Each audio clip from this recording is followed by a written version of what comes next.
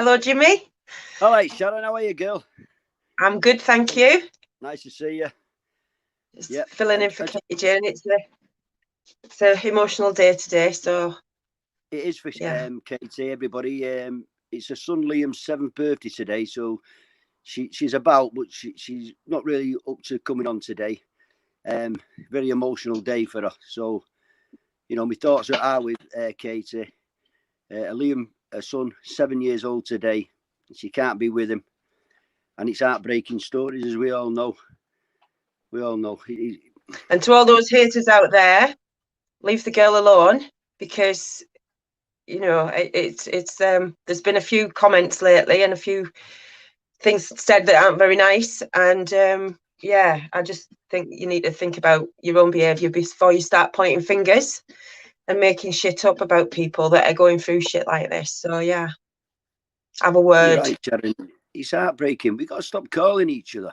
Just stop it. It's like when we go to demos. If you fell out with somebody, you're there with somebody you fell out with for the same reason. Whether it's the masks, whether the virus, forced adoption, the children, you know, the grooming gangs. Just don't talk to each other. Don't be out, because the cameras are there and people will be taking photographs of you arguing. They'll say, "Here they go again." They fight. And we know there's. We also know there's infiltrators that come and stand and put a flag up behind you. So, you know, the guilty by association, kind of giving the lefties all the fodder they need to start attacking us and putting tweets out there saying that we're, you know, EDL or whatever. Do you know what I mean? So what if there's EDL members that have jumped on board with Children Matter? I just make this clear. If you've been in EDL and you care about the children, then you obviously believe that children matter. So if they want to judge those people because of past involvement with other groups, and maybe that was the only group they felt was fighting for their heritage at the time, I don't know. I've never been a member of EDL, but you know, I think we need to get rid of all these labels, don't we? We need to get rid of all this. I mean, now they've had to acknowledge QAnon and conspiracy theorists. They're trying to, you know, dispel everything that's put out there that's the truth. Obviously, you can see who gets muted, who gets discredited. They're the ones actually giving you the truth. They're the ones I've always followed, the ones that they try to discredit in the media, or the ones that they start getting attacked all of a sudden. And those that get a lot of airtime, I don't pay much attention to, because they're playing the game, they're in the playbook. And you know, that's my rule of thumb. For I just found out what that meant today, actually, rule of thumb. Do you know what that means? I'm just nodding. Oh, yeah, Sharon. Somebody put on a post, it was quite interesting. It said, in the 1400s, a man was allowed to beat his wife with a stick, but it was to be no bigger than the thumb, the stick. So rule of thumb was you could only hit your wife with a stick that wasn't bigger than your thumb width. So maybe I should stop using that, eh? Way on my head. There was a couple of demos yesterday, one in Birmingham and one in Southport. Once again, I mean, as I say, the Birmingham one is what I call, like, they're like professional people. They're into what, they're against the virus, the masks, and for the children. Now, as I said to people there yesterday, I said, we probably won't agree on a lot of things, but we do agree on the virus and what's happening, the masks, and about the children. So what we do, we shout about the virus, the masks, and the children, and we don't talk about what we disagree on. We're here for the same thing today. You know, I've talked to a lot of people, and I asked people, you know, when they said, who's that on your chest? I said, this is Charlene Downs. Told them a little bit about her. Victoria Golia, Ellie Williams, Barrowing Furnace, Joseph and Bobby Blair. And honest to God, not what one of them knew of any of them. And I actually said to one bloke, I says, this is Joseph and Bobby Blair. Have you ever heard of them? Never heard of them. I said, and do you know what? We're actually in Birmingham. And they live in Birmingham, and you know nothing about them. I said, these two men were raped in children's homes. I said, this is nothing to do with Muslim grooming gangs. I said, I'm a practicing Christian. I'm a sinner. I said, but they were raped by people who believe in Jesus Christ. And I shout about whether they believe in Jesus or the Muslims or Hindus or Sikh. It don't matter to me. If they're touching the children in this country, we'll oust them. I said, and you've never even heard of them, and you never did none of this. You know, the more like you have to kind of come to terms with the fact that people only see what they create in their own reality. Yeah. So if you're not focused on something, I wasn't focused all that time in social care. I wasn't focused on the grooming gangs.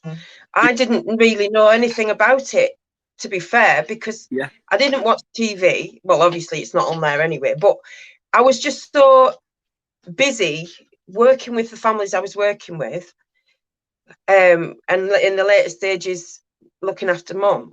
But being at home more, I started when these things started to come up, and that's where like Tommy Robinson comes into it, because he was at the first demo that I ever went to. So you get your eyes open that way, and it does work. Thank you. It does work going on the street and having your voice heard. I mean, Sunderland. I don't know what the reported rapes are in Sunderland, but I know it's a damn sight less than what it was when we started campaigning about the rapes in Sunderland. You know, it does help when you wake people up in that area. And so, yeah, you kind of have to come to terms with people don't know these things because they've not looked at it. It's not in their frame of reference. They're too busy with their own lives. Yeah. And what's sad is that they're not looking further ahead. They're not looking into the future of our grandchildren. I see my grandchildren and I worry about, you know, the things that they're putting in place now. And just to go on, Boris has said about not keeping the human rights, European human rights, and everyone's going, yay, because it stops the prosecution of veterans and it makes it easier to deport people. But what they aren't looking at is it makes it harder for these parents fighting against the corrupt family courts in this country and against the judges to be overruled by the European courts on forced adoption and fighting for the children back when the court has been completely corrupt. There's, you know, that's something that's the downside of that. Yay for the other two things if they happen. You know, they'll probably find some loophole around deporting all these people that they're quite happily letting onto our shores. Which, when you look at South Africa and you look at the video, I don't know if you saw the video of all the white crosses along the road for miles, with all the farm vehicles and the cars and everything lined up for miles. And a white cross, edge to edge, both sides of the road represented each white South African farmer that's been murdered. And all these people they're importing have come from these countries where they will torture you. They don't just kill you, they'll torture you for the fun of it. This is what has happened to these farmers, these white South African farmers, and nobody's paying attention to it. Nobody's paying attention to what's happening in New Zealand. New Zealand's on lockdown when they've had few cases. They're completely under rule of the cabal, you know.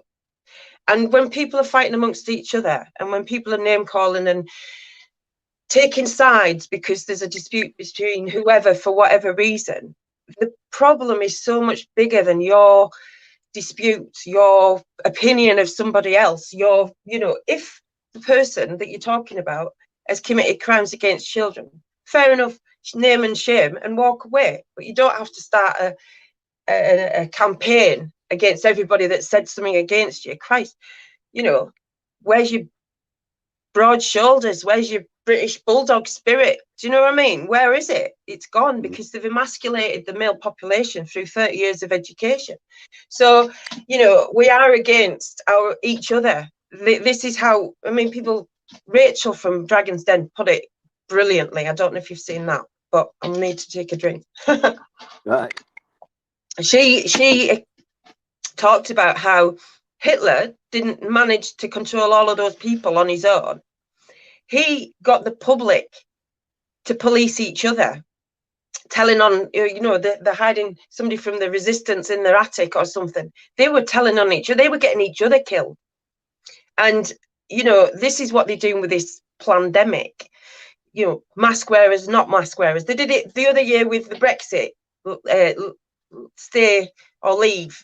They've divide and conquer. Well, if this mask issue if enough of us believe in our sovereignty and our freedom, then whatever the issue is, whatever you are going against, involves the government. Whether it's the allowing the grooming gangs to operate for all of these years, destroying our young girls, whether it's the population growing and the crime on the streets, the violence on the streets, that's all government allowed, permitted.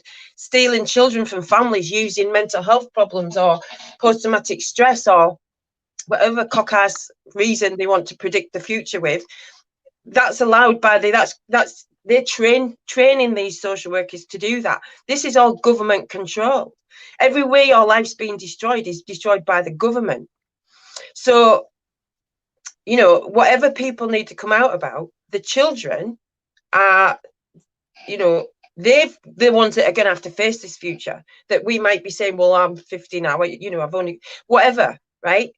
But if you're going to die slowly and miserably, you might as well die fighting and get it over with. Because get out on the street, because our kids shouldn't be having this fight. We shouldn't have allowed it to get to the state it's got in, that our kids are in fear of losing their children as soon as they give birth to them. You know, because the society that they've been made to grow up in is so miserable, so distracted by fake things that they haven't a clue what they are supposed to be living for. Do you know what I mean? Yeah.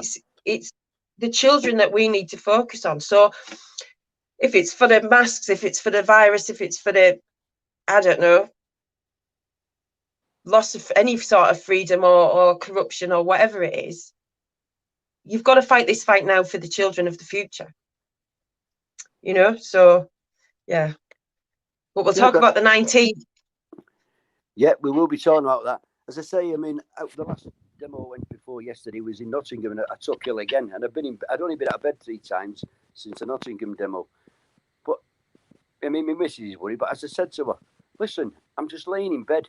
I would sooner fight for 6 months and die than live for 18 months lying in bed like I am now, resting. I said, 'cause I'm doing nothing. I'm bored. He's going to kill me bored. And the fight's got to go on. We've got to keep getting out there. So I went to Birmingham yesterday.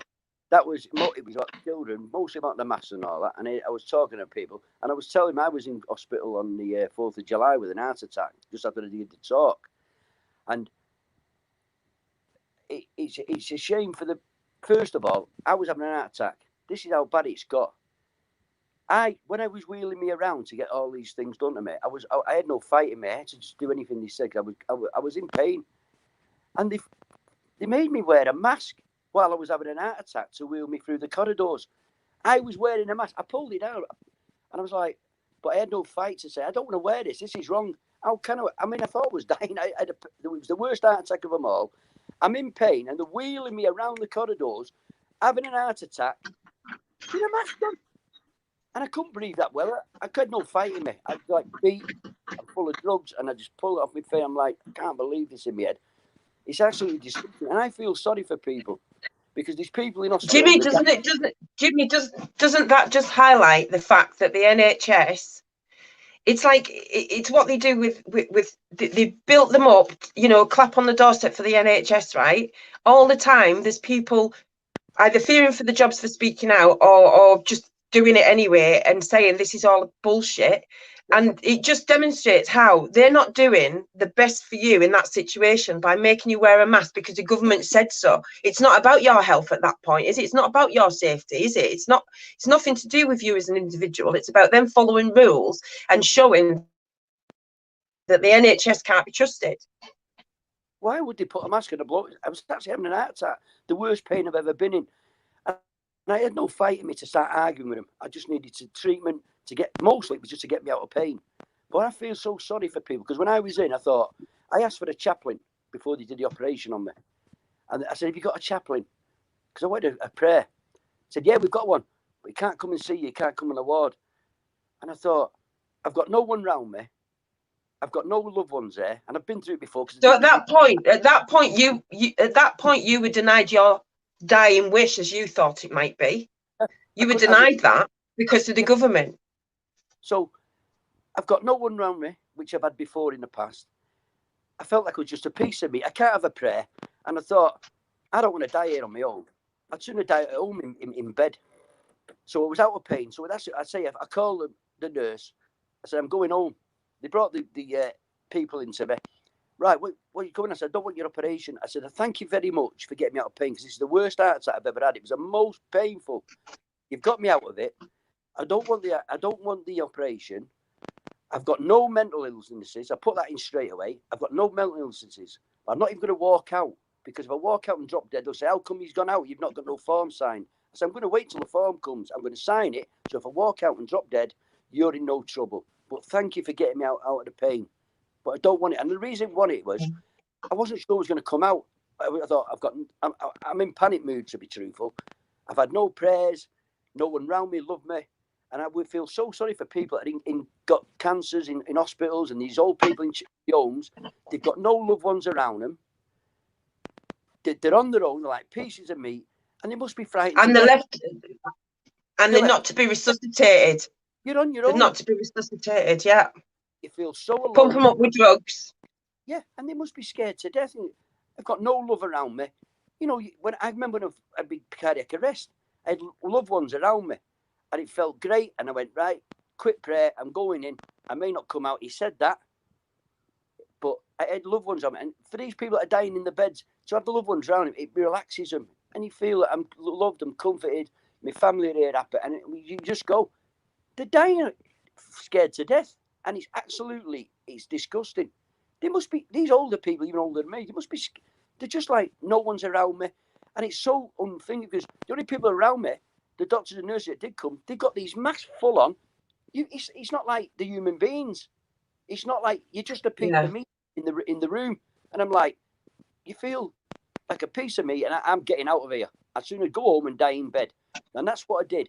There's no like, it's not like there's no comfort. There's no like you can die in peace. And I feel so sorry for these older people in the homes, because the people around them have got all masks on them. They've got no loved ones around them. They don't know if they love them. They're missing them at what they're in. They don't even know if they're all panicking. What's up with them? Is my children scared? Are they panicking, losing it?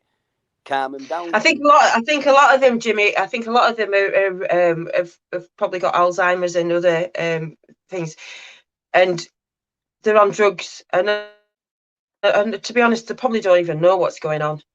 Do you know what I mean? But it's not a dignified. You've lived to that age, right? And that's how you got to end your life. It's undignified, isn't it? They're just left to wither away and without the love, like you say, without the right care. It's disgusting. I discharged myself. I didn't take medication, and I went home. It's absolutely disgusting. And we know that the pandemic, it's not as bad. It's probably got the same death, say a flu, 20,000 a year die of flu. But what they're doing, it's not even that much, though, is it, Jimmy? It's not. It's putting Corona, COVID-19 on death certificates when people have not even been tested. I know people that have relatives like that. And believe this or not, I just wanted to tell this story. I was at the demo yesterday, and this is a true story, what he told me. I never met the bloke before. I was telling him what happened to me in the hospital, and he said to me, a friend of his, one of his parents died. I cannot remember if he said it was the mother or the father, and they wrote on the death certificate, COVID-19. Never been tested. And this is a true story. This is what he told me only yesterday. I've heard so many of the same, Jimmy. I've heard so many. He said he was offered £5,000 to not contest it. Just let it happen. I was in shock. I forgot to ask him, did he take the £5,000 or did he stop it? I don't know. He said he was offered £5,000 to leave that death certificate with one of his parents, COVID-19 on it, fixing the numbers. I saw a post from a health worker, or ex-health worker, that they said the same thing, that family members were being told if they allowed them just to put COVID on the death certificate, they would get a 40% reduction on the funeral. But I was shocked. I forgot to ask him, did he take the dollars? You know what I mean? I don't know. They're offering money. So if it's that bad, they wouldn't have to fix the figures. As I say, if I got COVID-19 now and I got better, and 3 months later, and they've admitted this, I got on an airplane and it crashes, I've not died in an airplane crash. I died they told one family member that who they knew full well he hadn't died of COVID, right? He'd been an alcoholic for years.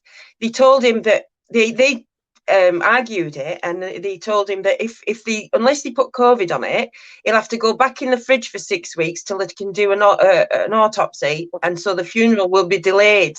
So they're either saying you have to delay the funeral if you contest it, or you'll get a discount off your funeral if you don't contest it, or they'll give you a cash incentive not to contest it. So doesn't that tell you everything you need to know about this pandemic? Yeah, if there was this pandemic where they and this is why they give out. This is why, Jimmy. This is why they gave out this eat out to help out. What were you helping them out? The government helped you out for what reason, right? They only help you out when it's helping them out. What did they help out? Oh, all these young people going out, all these people going to restaurants. Oh, look now, we've got another wave of it. Oh, because they didn't have a wave coming, so they had to create a wave by giving everybody 50% off the food. Everyone's like rushing out to the restaurants. Well, when young people weren't even in it, you know, they were all right to go back to school. Yeah, they weren't even, as I say, victims of it, were they? Or now, and now they're causing it. This virus has now got a GCSE in mathematics. What it's saying is, if you walk around a pack of 6, it won't get near you. But if you go 7, this virus can count. It'll go, you get 7 of you, and it'll attack you. You can walk through the school gates, millions of children, hundreds in each, you know, in the playgrounds, and it won't go near you. But once you finish school, if you come out of the school and come out in a class of 7, this virus has got a GCSE in mathematics, will attack you unless you get only in 6. You can go to work and be in a warehouse with 20, 30 people in a warehouse, and it won't attack you because you're working.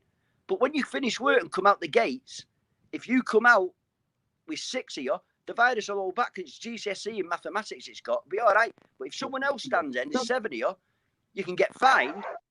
It'll attack you. It's GCSE. It's not mathematics just now. And actually, how the kids go to school? They say it's not that bad for anybody. But if you can carry it and not even know they've got it, then they go home and they're passing it to the parents if they've got it because you don't even know you got it sometimes. These tests, I was dying with a heart attack in hospital. God's truth. I'm in pain. I can't fight. I didn't have the Bible with me. I had my Bible on my thing with me. They got this big long thing, rammed it up my nose, and he had to grab her hand when I'm having an heart attack because it was killing me. He put it, and he had to force it up my nose. I couldn't stop him. I can't argue with nothing. I'm dying. I've got an heart attack coming on. And then when up my nose it went, it bloody hurt. And then right down my top. Now that one wasn't bad. I could get away with it. Up the nose, it went practically. I thought it was going to poke my eye out. I had to grab her hand and hold it. But did I give permission? Terrible.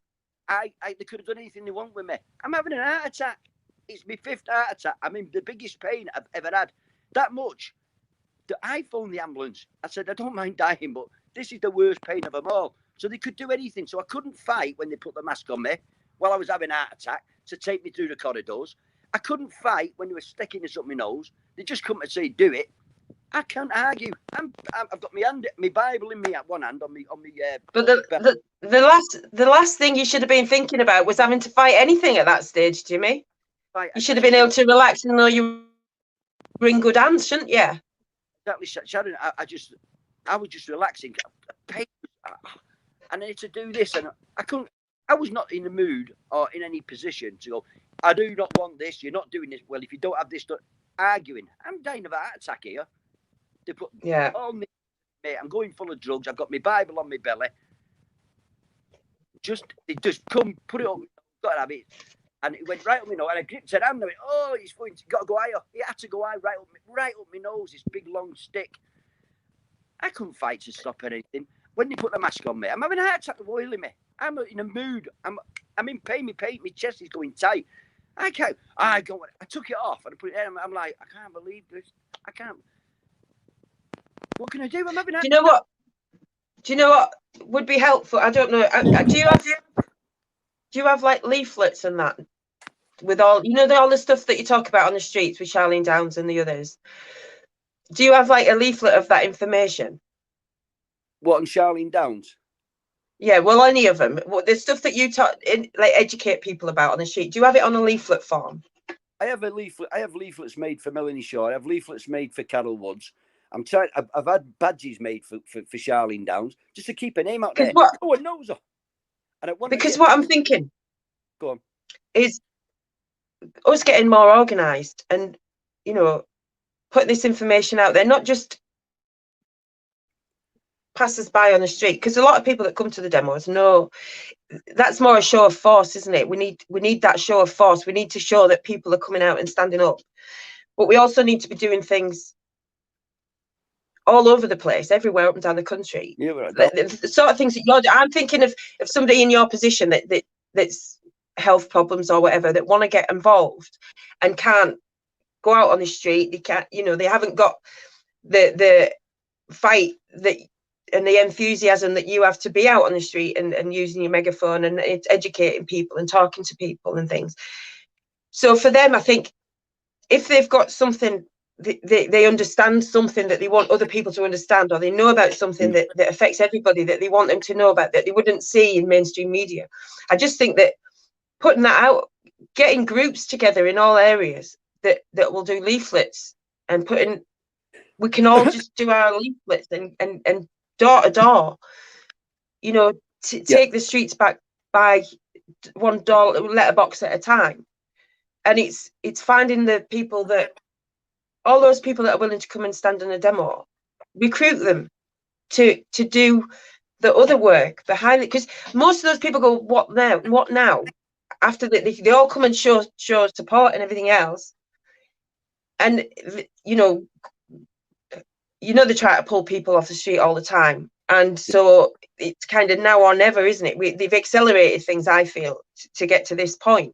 They're not even waiting for winter for a second wave. They're already. We were talking in July about how they would cancel Christmas, and here we go. They're setting the scene for that now. Yeah. So we need to educate people off of social media, and the way to do that is to find the people that have got something to say that can educate other people, get them to put it in a leaflet, and then everybody distributing them in their own areas, in their own neighborhoods, because that's where they care. That's if they care about their neighborhood and the school that the children go to, and whether it's about sex education in school, whether it's about the grooming gangs that operate in the area, whether it's about corruption in police, whether it's about social services, the social workers that are taking children, that are committing perjury in court, whether it's about the solicitors operating under them as well, anything, whether it's about the amount of people coming onto our shores and educating people about South Africa or New Zealand or all of those things. That's why I think we need to. So that's why I made, with Carol Woods, even though we've got a free now, thank God, she's still forced to be injected.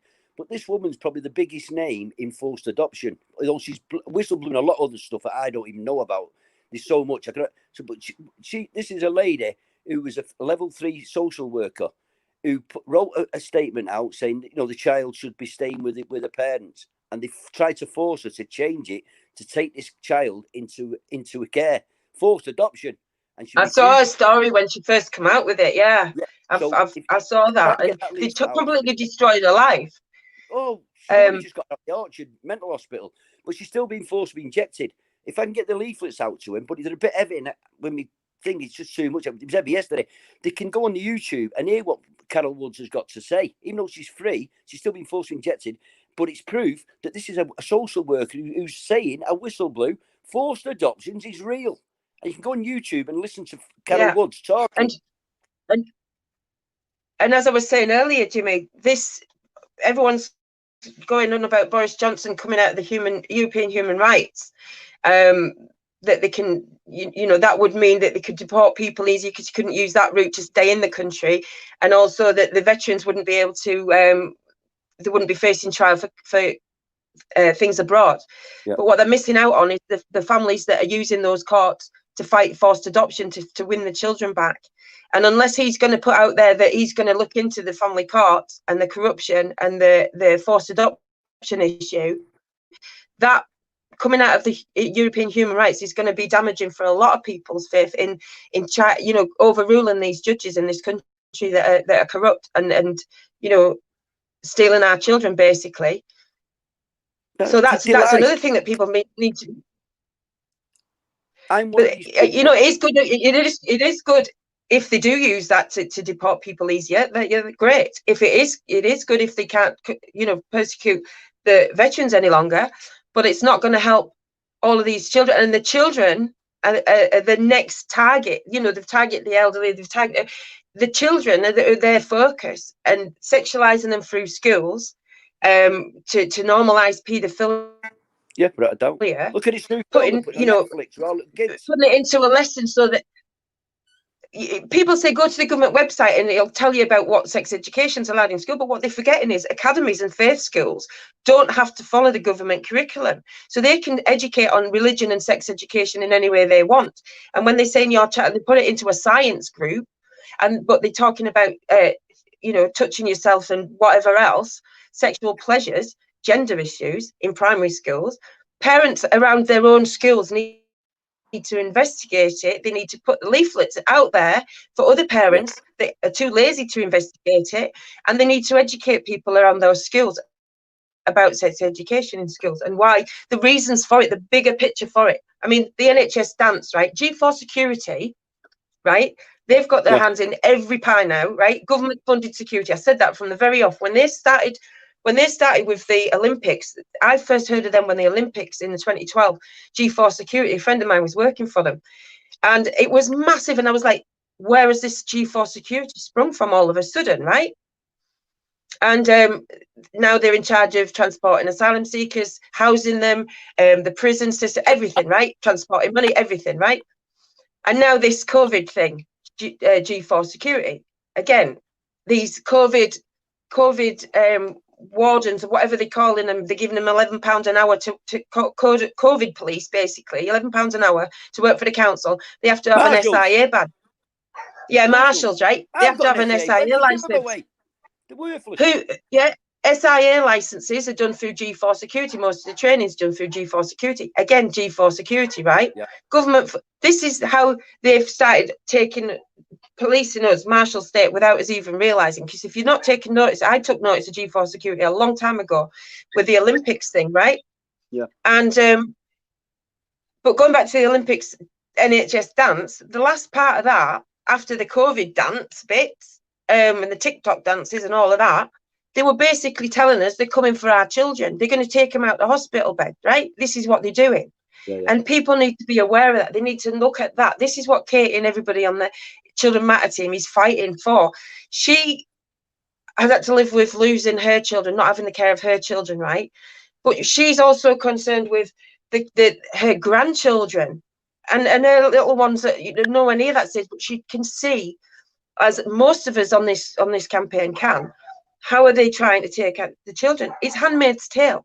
They're making deals with care agencies to take the children of kids through that have gone through the care system automatically, because that breaks the cycle of kids having kids and young kids going in care. Well, no, where's the support for these kids not to be in care? Why are they putting so many of them in the care system? Why did Tony Blair privatise fostering and adoption agencies, and then Ofsted say we haven't got enough kids in care? What do they need all these children for? Why do they need to take all these children away from the family? Why are they planning to take children from the kids that are in care currently in the future as an automatic thing?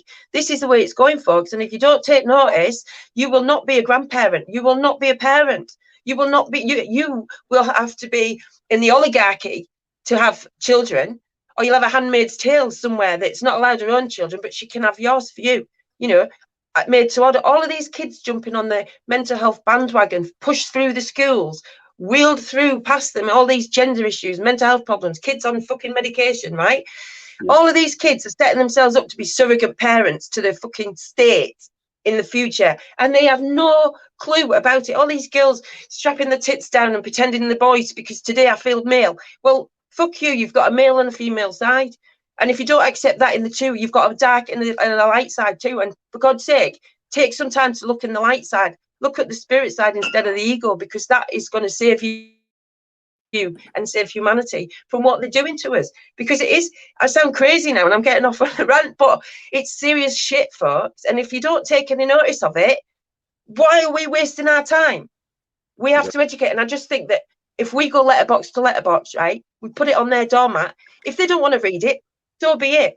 Shame on them. If they read it and they think, fuck yeah, this is what we've been brainwashed for 50 years now in this. This is why we can't believe it now, because we've been brainwashed and everything we've been told we have to dismiss and ignore because it's been shit. It's been lies. It's been manipulation to get us to this point of just giving our freedom away. No guns, no weapons, just giving our freedom away.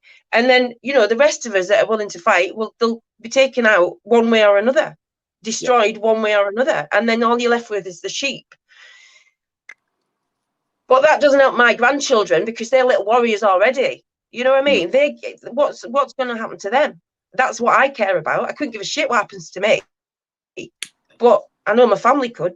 But at the end of the day, there's positions that we need to get into that aren't putting us in a position of being snatched off the street, but getting the message out there, not on social media so we can be shut down and arrested for a post we've put on, but actually giving people an opportunity door to door to listen, to take notice and to do something about it, and to everybody just go, no. Remember that advert in the 80s to say no to drugs, just say no, when they were pushing drugs on the street? That was the government as well, pushing the drugs on the street. Every drug out there is being pushed by the government. That's how they get them in the country. But anyway, so yeah, distract you with drugs, distract you with free sex and all the music and whatever else, but just say no. Well, we're just saying no now. Let's just say no now to the government. Let's just say no to everything they try to do to us, and stand in our sovereignty and freedom, and stand on the street and shout and say whatever you want to do and have the freedom to do that, and sit at home and get the paperwork together and rally the troops and you know, go on to whoever the MP is, whoever the councillor, find out all their dirty secrets and put it out there for the public. Put it on a leaflet and put it through the door. You target the people in your own areas. You target those MPs. They've all got closet skeletons in the closet, right? It's not hard to find. Let them, instead of them digging us out, let us dig them out. Let us put it on a leaflet and put it through their door. See how they like that? Put it through all their neighbours' door. All these social workers, name and shame them that are stealing children, lying about parents, and absolutely destroying the human race, right? They need to be named and shamed in their own areas. That's that. Unless they're going to think twice about what they're doing instead of just taking the fucking pay at the end of the month and thinking, oh, well, I can at least pay my mortgage. Well, fuck you. What about all these kids that has left? They've got no families because of you. You know what I mean? Glad you can pay your mortgage and all that, but half of these don't even have kids. That's why they don't even think about it, because they haven't got that emotional attachment to their own children. That's why Theresa May and all them fucking skanks never had any children, because they knew what were coming. They thought, what's the point of having kids? Because we're going to destroy the whole of the fucking human race. So, you know, I'm not going to worry about anybody else's kids. I won't have any. None of them have got kids. It's a fact. Yeah, that nurse. Anyway, rant over. No, rant. You know what you're talking about, and that's what people need. Someone like you, Sharon, and there's many others talking out that know what they're talking about. People know a lot more than me. They need to be talking out like you've just done there. You think you're ranting. You're not ranting. You're telling people what you know. And that's how people find out, by letting people talk that know what they're talking about. It's like that poor nurse from Preston. She went to London the other week. And I remember seeing her in uniform. I wasn't there, but I was seeing her live. And I thought, God, you're going to be in You know they're going to get sacked. She got sacked. You're sacked. As soon as you see him, you're sacked. Yeah, she went to London. She was in uniform. She came back, went to work. They sacked her. Well, do you know what?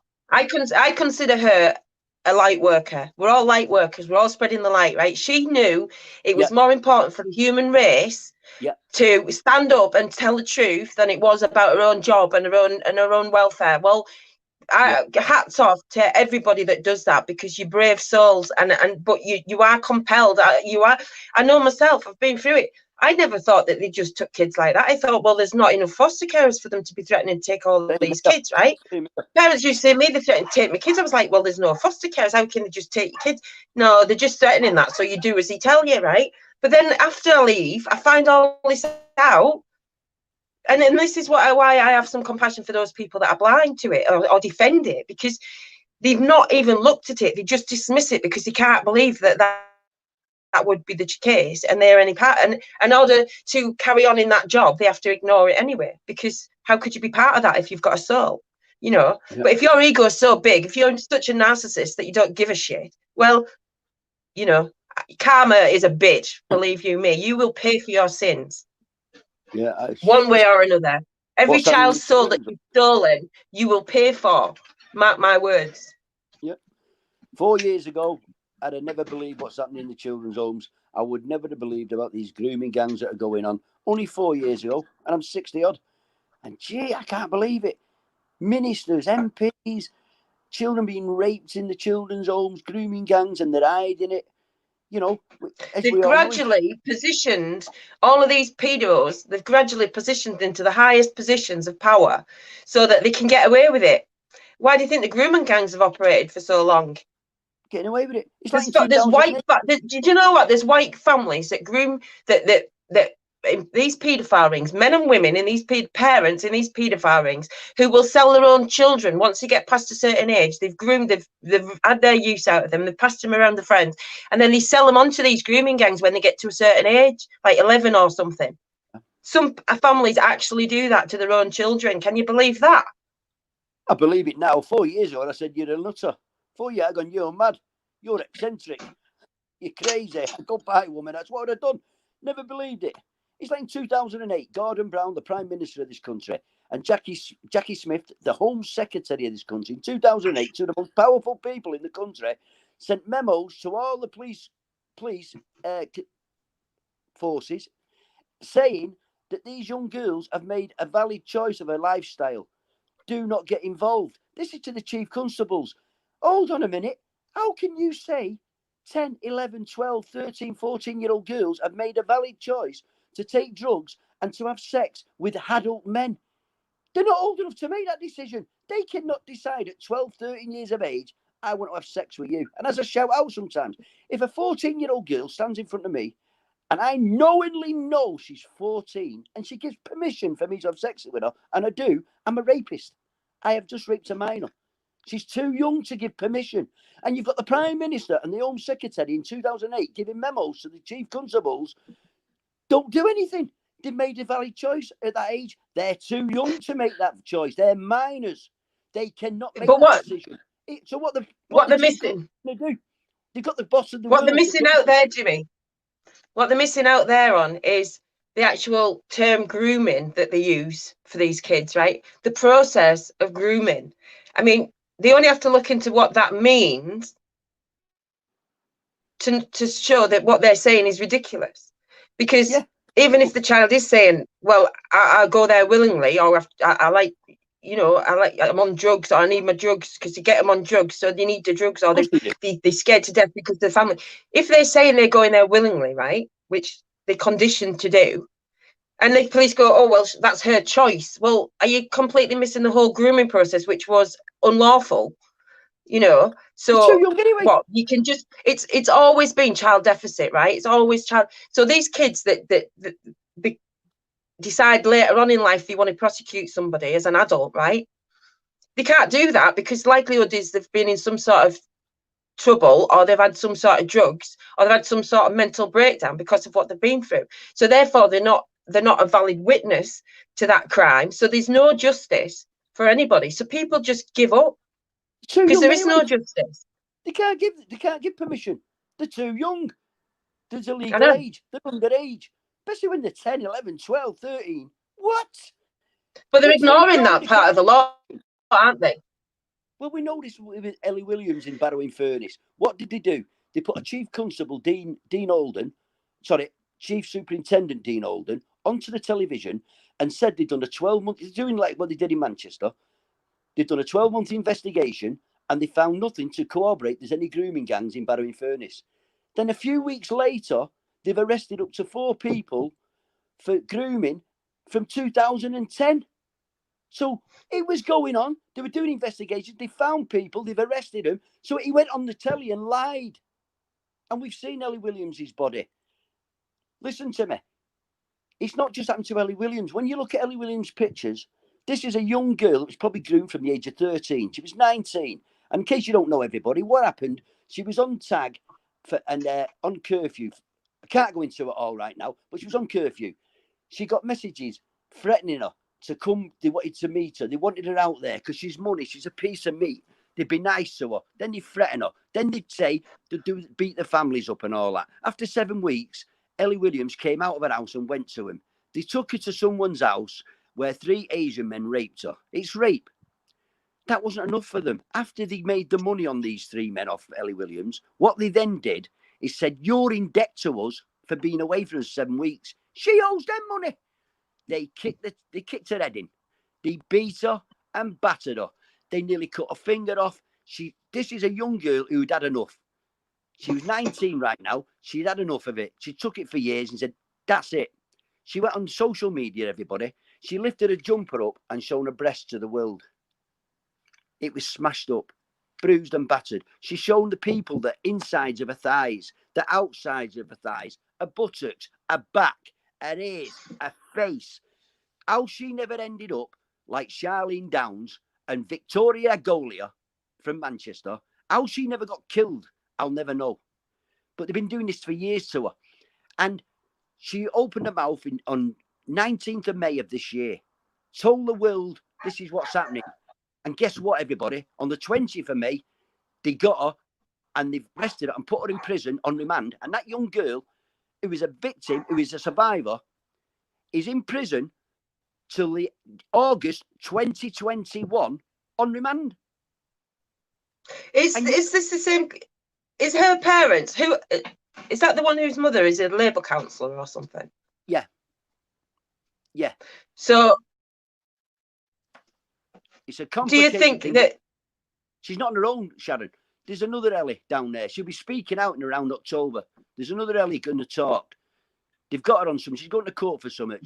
Hopefully she's going to get found guilty. I'm sure she will. She's got a letter, an official letter, saying they believe that she is a victim of modern slavery.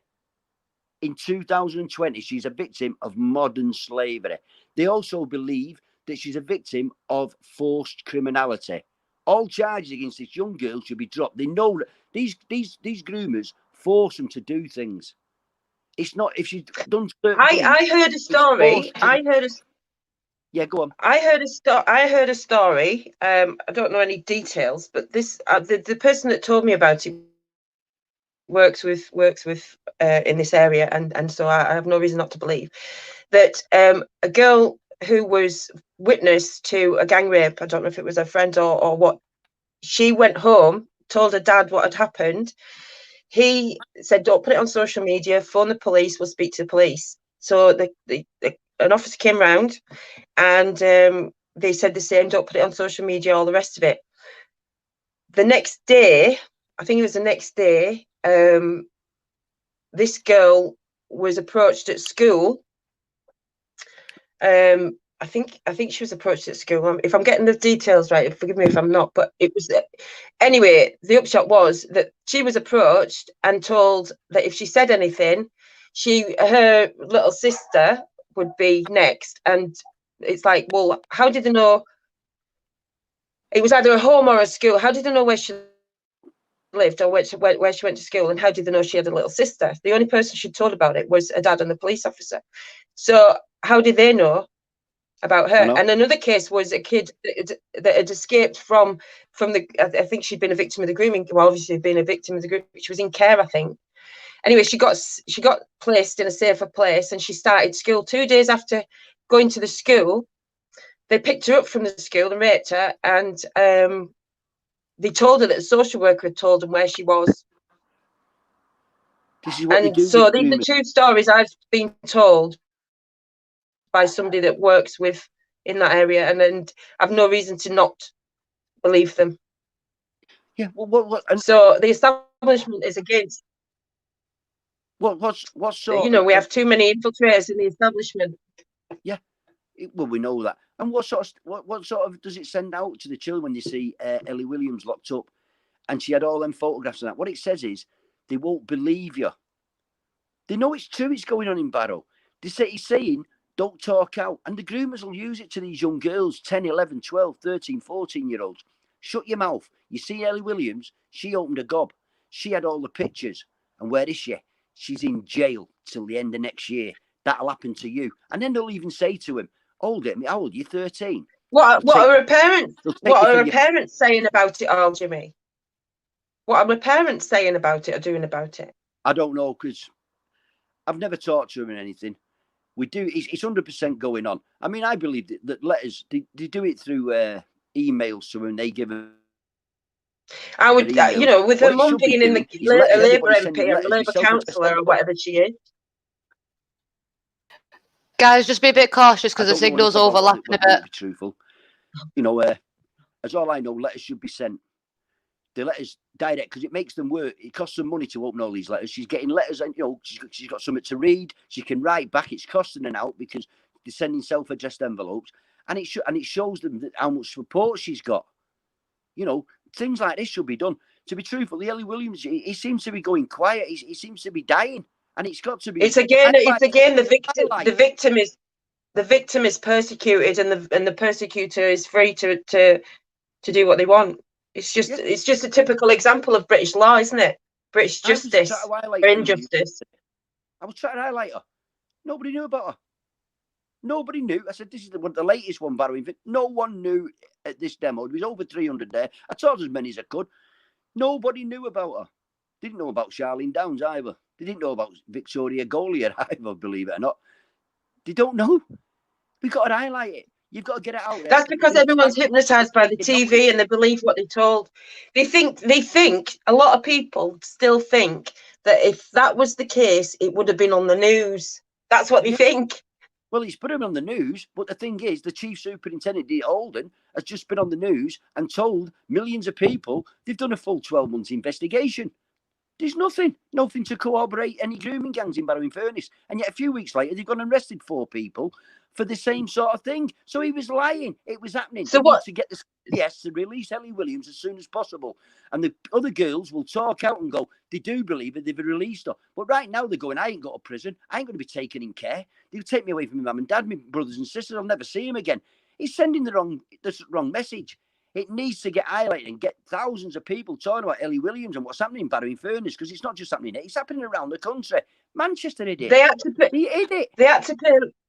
to pay lip service to it, Jimmy, because it was so many people got on, jumped up and took action, and you know, there was a demo about it. Yeah. So they have to pay lip service to it because it's no longer hidden. But they've only paid lip service to it to shut people up, to make them think that they are investigating things. And like you say, they've put her in there so that people think, well, she must have done something wrong because you couldn't just detain her for nothing. But we all know, don't we, that they will detain people on jumped up charges, like Melanie Shaw. Yeah. And Carol Woods. Not only a whistleblower, Melanie Shaw, by everybody, she's a survivor. She was getting raped from the age of 3 years old. This is sending the wrong message in Barrow-in-Furness, keeping Ellie Williams locked up till the end of next year on remand. The equivalent of a 3-year prison sentence. It's absolutely. It gives people. We've got to keep highlighting it. It gives people long enough to discredit her, doesn't it? Of course it does. It should get forgot. We've got to start frank. The demonstrations that are happening for Ellie Williams are getting smaller and smaller, and they've got to grow. There's under 1,000 on one of her support pages. We've got to keep it highlighted. We've got to get the numbers out. We've got to get letters to her. You've got to highlight it. They've lied. They've said it's not happening in Barrow. They've done a 12-month investigation, just like when they did at Operation Augustus in Manchester. Nothing going on. They found just over a year, they found nearly 100 men involved in grooming and up to 57 victims, survivors. But there's a lot more in that. And there's a lot of it. And what they do, they closed it down. But he's come out with Manchester's just the latest town, or should say, to admit that the grooming gangs did happen. They knew what was happening to Victoria Goliath. One of the men that was grooming her was allowed to go into the children's home up to 3 times a week to visit her. So Victoria would have been thinking, they're never going to believe me. They're even letting him in. They were. She told them, I am being raped. I'm being sold like a piece of meat, and I'm being forcibly injected with heroin. To a social worker, Victoria Goliath told them, and they did nothing. Within a few weeks, poor Victoria Goliath, I believe she said to him, I don't want to do it anymore. Please, if you love me, because that's how they did get them at first. They treat them like princesses, take them everywhere. And what they did, they injected them more in heroin to shut her up and make her keep, because they did a lot of money to him. And poor Victoria Goliath, she died on Monday, the 29th of September 2003. It was murder, and nobody went to prison for her murder. A bloke did go to court for manslaughter on her, found not guilty. I think he went to prison for falsely injecting her, and I think he got less than 3 years. I bet he did less than 2 years in prison. There should be a fresh inquiry now. This is out on Victoria Golia of Manchester. A fresh investigation. The bloke should be rearrested, and he should be charged with murder. He murdered that girl. She's a minor. It's murder if you do it to an adult. This was a minor. She was under 16. She's a kid. She's a child. And it had been happening to her for years. Her grandmother said she used to bathe the injuries. She was getting the same injuries as Ellie Williams, bruised and battered. And my grandmother used to bathe her, and the pain and the bruising up. So we want a fresh investigation on Victoria Golia of Manchester. They've admitted it's happening. They admitted only this year. It's a fact it happened. It's a fact they closed down the investigation. We had a detective, Maggie Oliver, who whistle blew, resigned from the force, and gave it everything for 15 years. She never shut up. She was given all sorts of troubles, but she never gave up, Maggie Oliver. And it took Manchester 15 years to admit that it was going on. They've admitted it. There needs to be a new investigation. How many girls, when they stopped it, have committed suicide, or they've grew up drug addicts, alcoholics, had children, then them children's lives get ruined because their mothers and fathers are in an absolute state of what's happened to them. They can't get over what's happened to them. There needs to be a fresh investigation, everybody, into Victoria Gola's murder. She died on Monday, the 29th of September 2003. It's coming to her anniversary. It's also coming to the anniversary. Charlene Downs. She was 100% groomed by about everybody. Every religion, every colour. The poor girl was probably groomed from the age of 11, 12, pre-teen. This poor girl disappeared on Saturday, everybody, the 1st of November 2003, only a few weeks after Victoria Golia died of an heroin overdose. These two girls have had no justice. No one has gone to prison for the murders of either Charlene Downs of Blackpool or Victoria Golia of Manchester. Victoria, 15 years old, and Charlene Downs, 14 years old. We all know the rumours that Charlene Downs could have been cut up and put into kebab meat and sold to the holiday makers. I'm praying that's not true, that one day we're going to find the remains of Charlene Downs and we can give her a good Christian burial. I hope the rumours are not true. It's absolutely disgusting. No one's been, there's still £100,000 up, everybody, for Charlene Downs' remains being found and hopefully somebody getting caught. Because whoever murdered Charlene Downs, and she's dead after 17 years, and it's 17 years for Victoria Gola on the 29th of September. This is why, Jimmy, this is why the demo that Kate's putting on the 19th in Salford, there's so much of it gone on in those areas, Lancashire. And one minute before you carry on. Wait, before you carry on, it's not one that Katie's organised. It's Children Matter.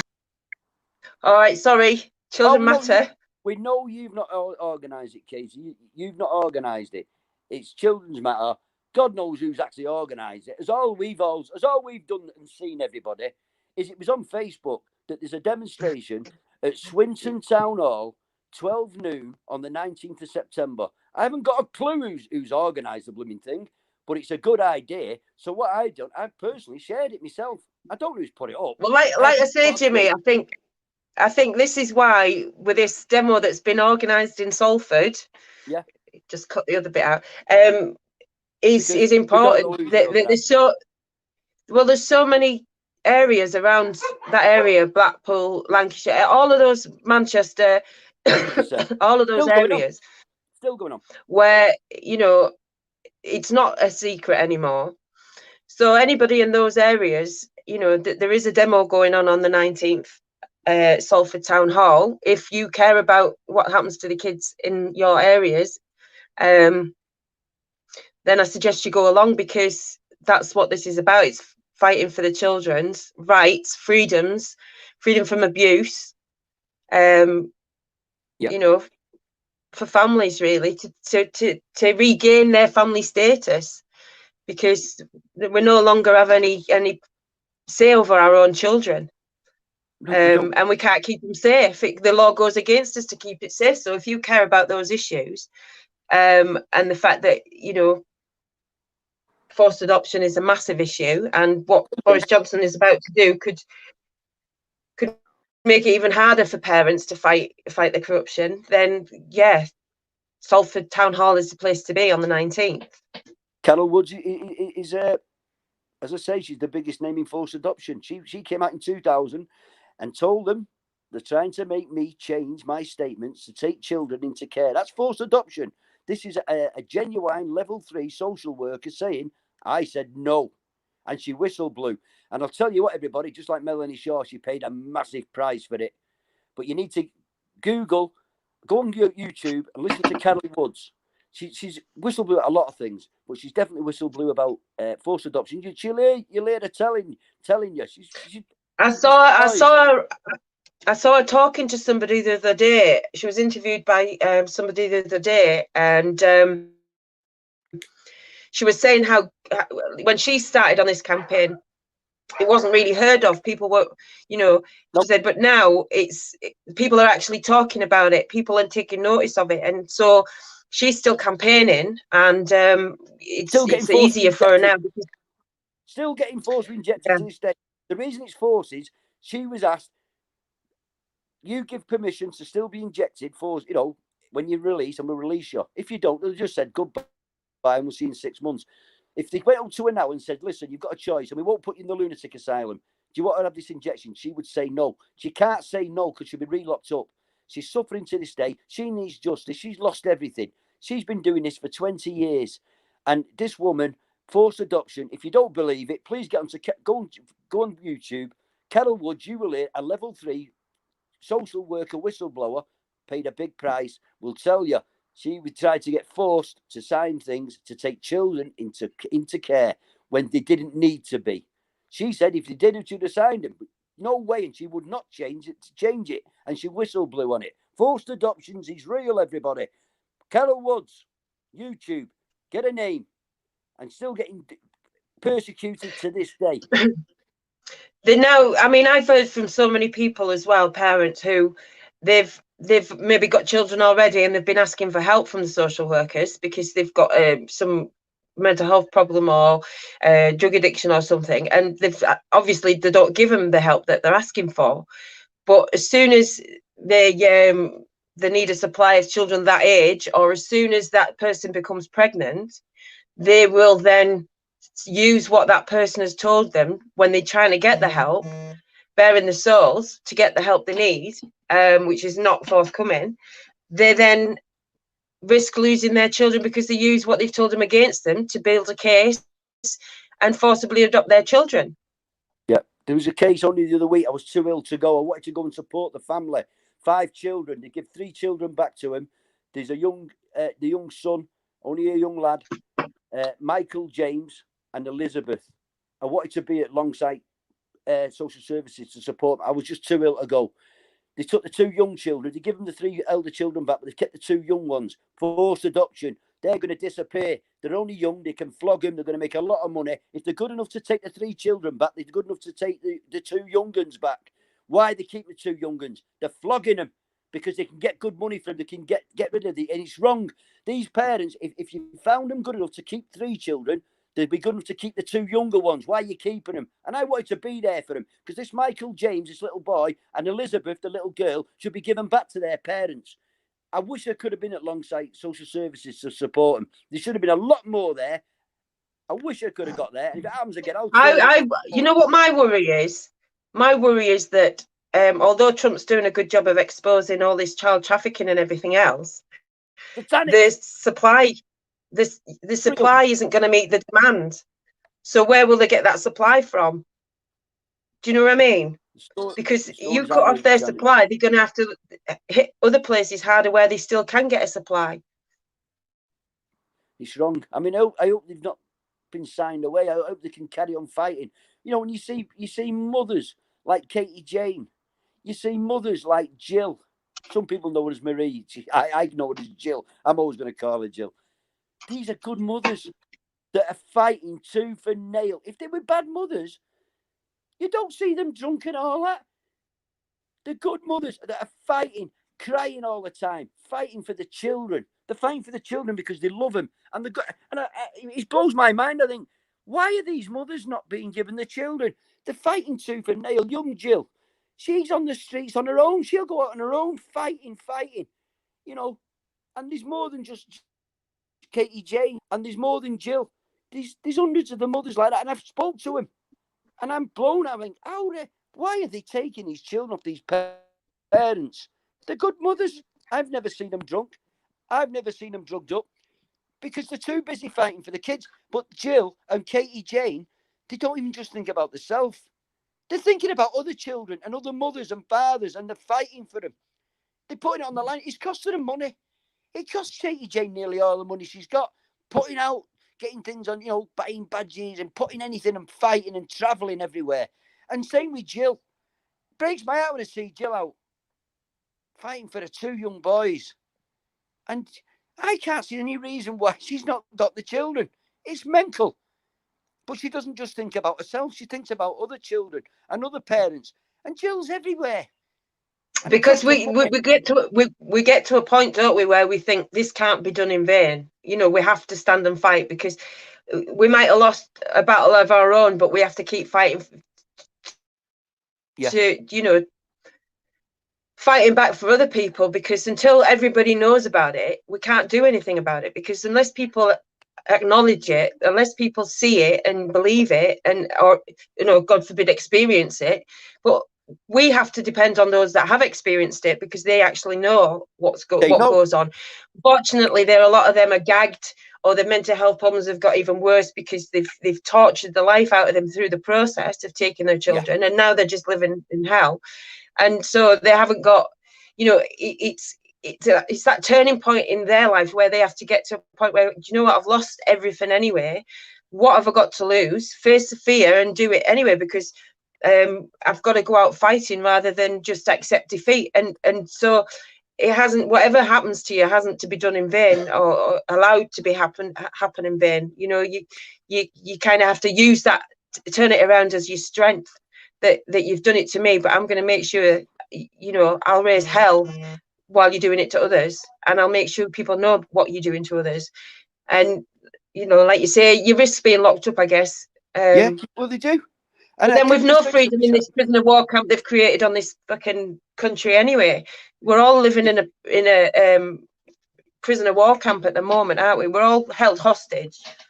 If these people like Katie-Jayne, like Jill, like Alan Merritt, like Joseph and Bobby Blair, if they don't speak out, people like me who've never been raped, who've never forced adoptions or anything, never been through it, we'd never know.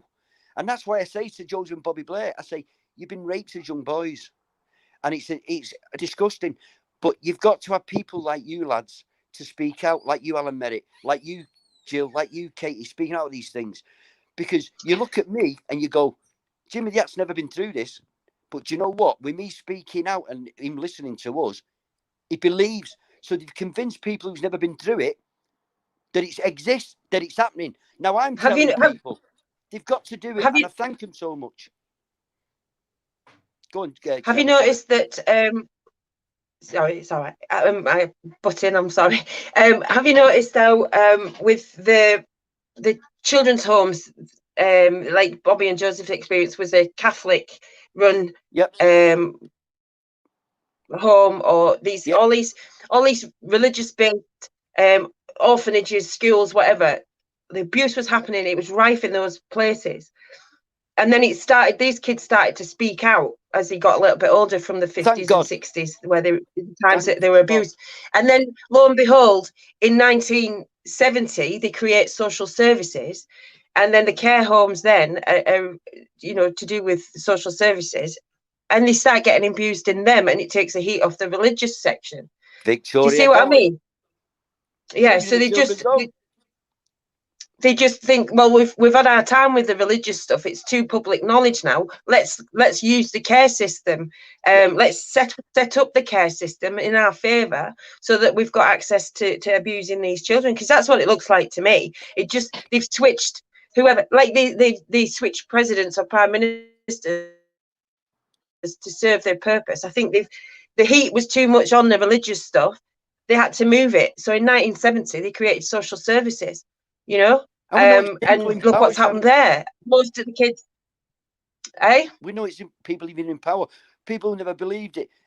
Sir Cyril Smith MP, for instance, Cambridge House and Noel View, he loved the boys, raping boys that was in the care system. It's absolutely disgusting. Geoffrey Dickens MP in the 1980s stood up in the Houses of Parliament. This is a good MP. He stood up in the Houses of Parliament and said there's paedophilia going on here. He was warned by the top Tory people, shut your mouth. But Geoffrey Dickens was a Christian man and he spoke out.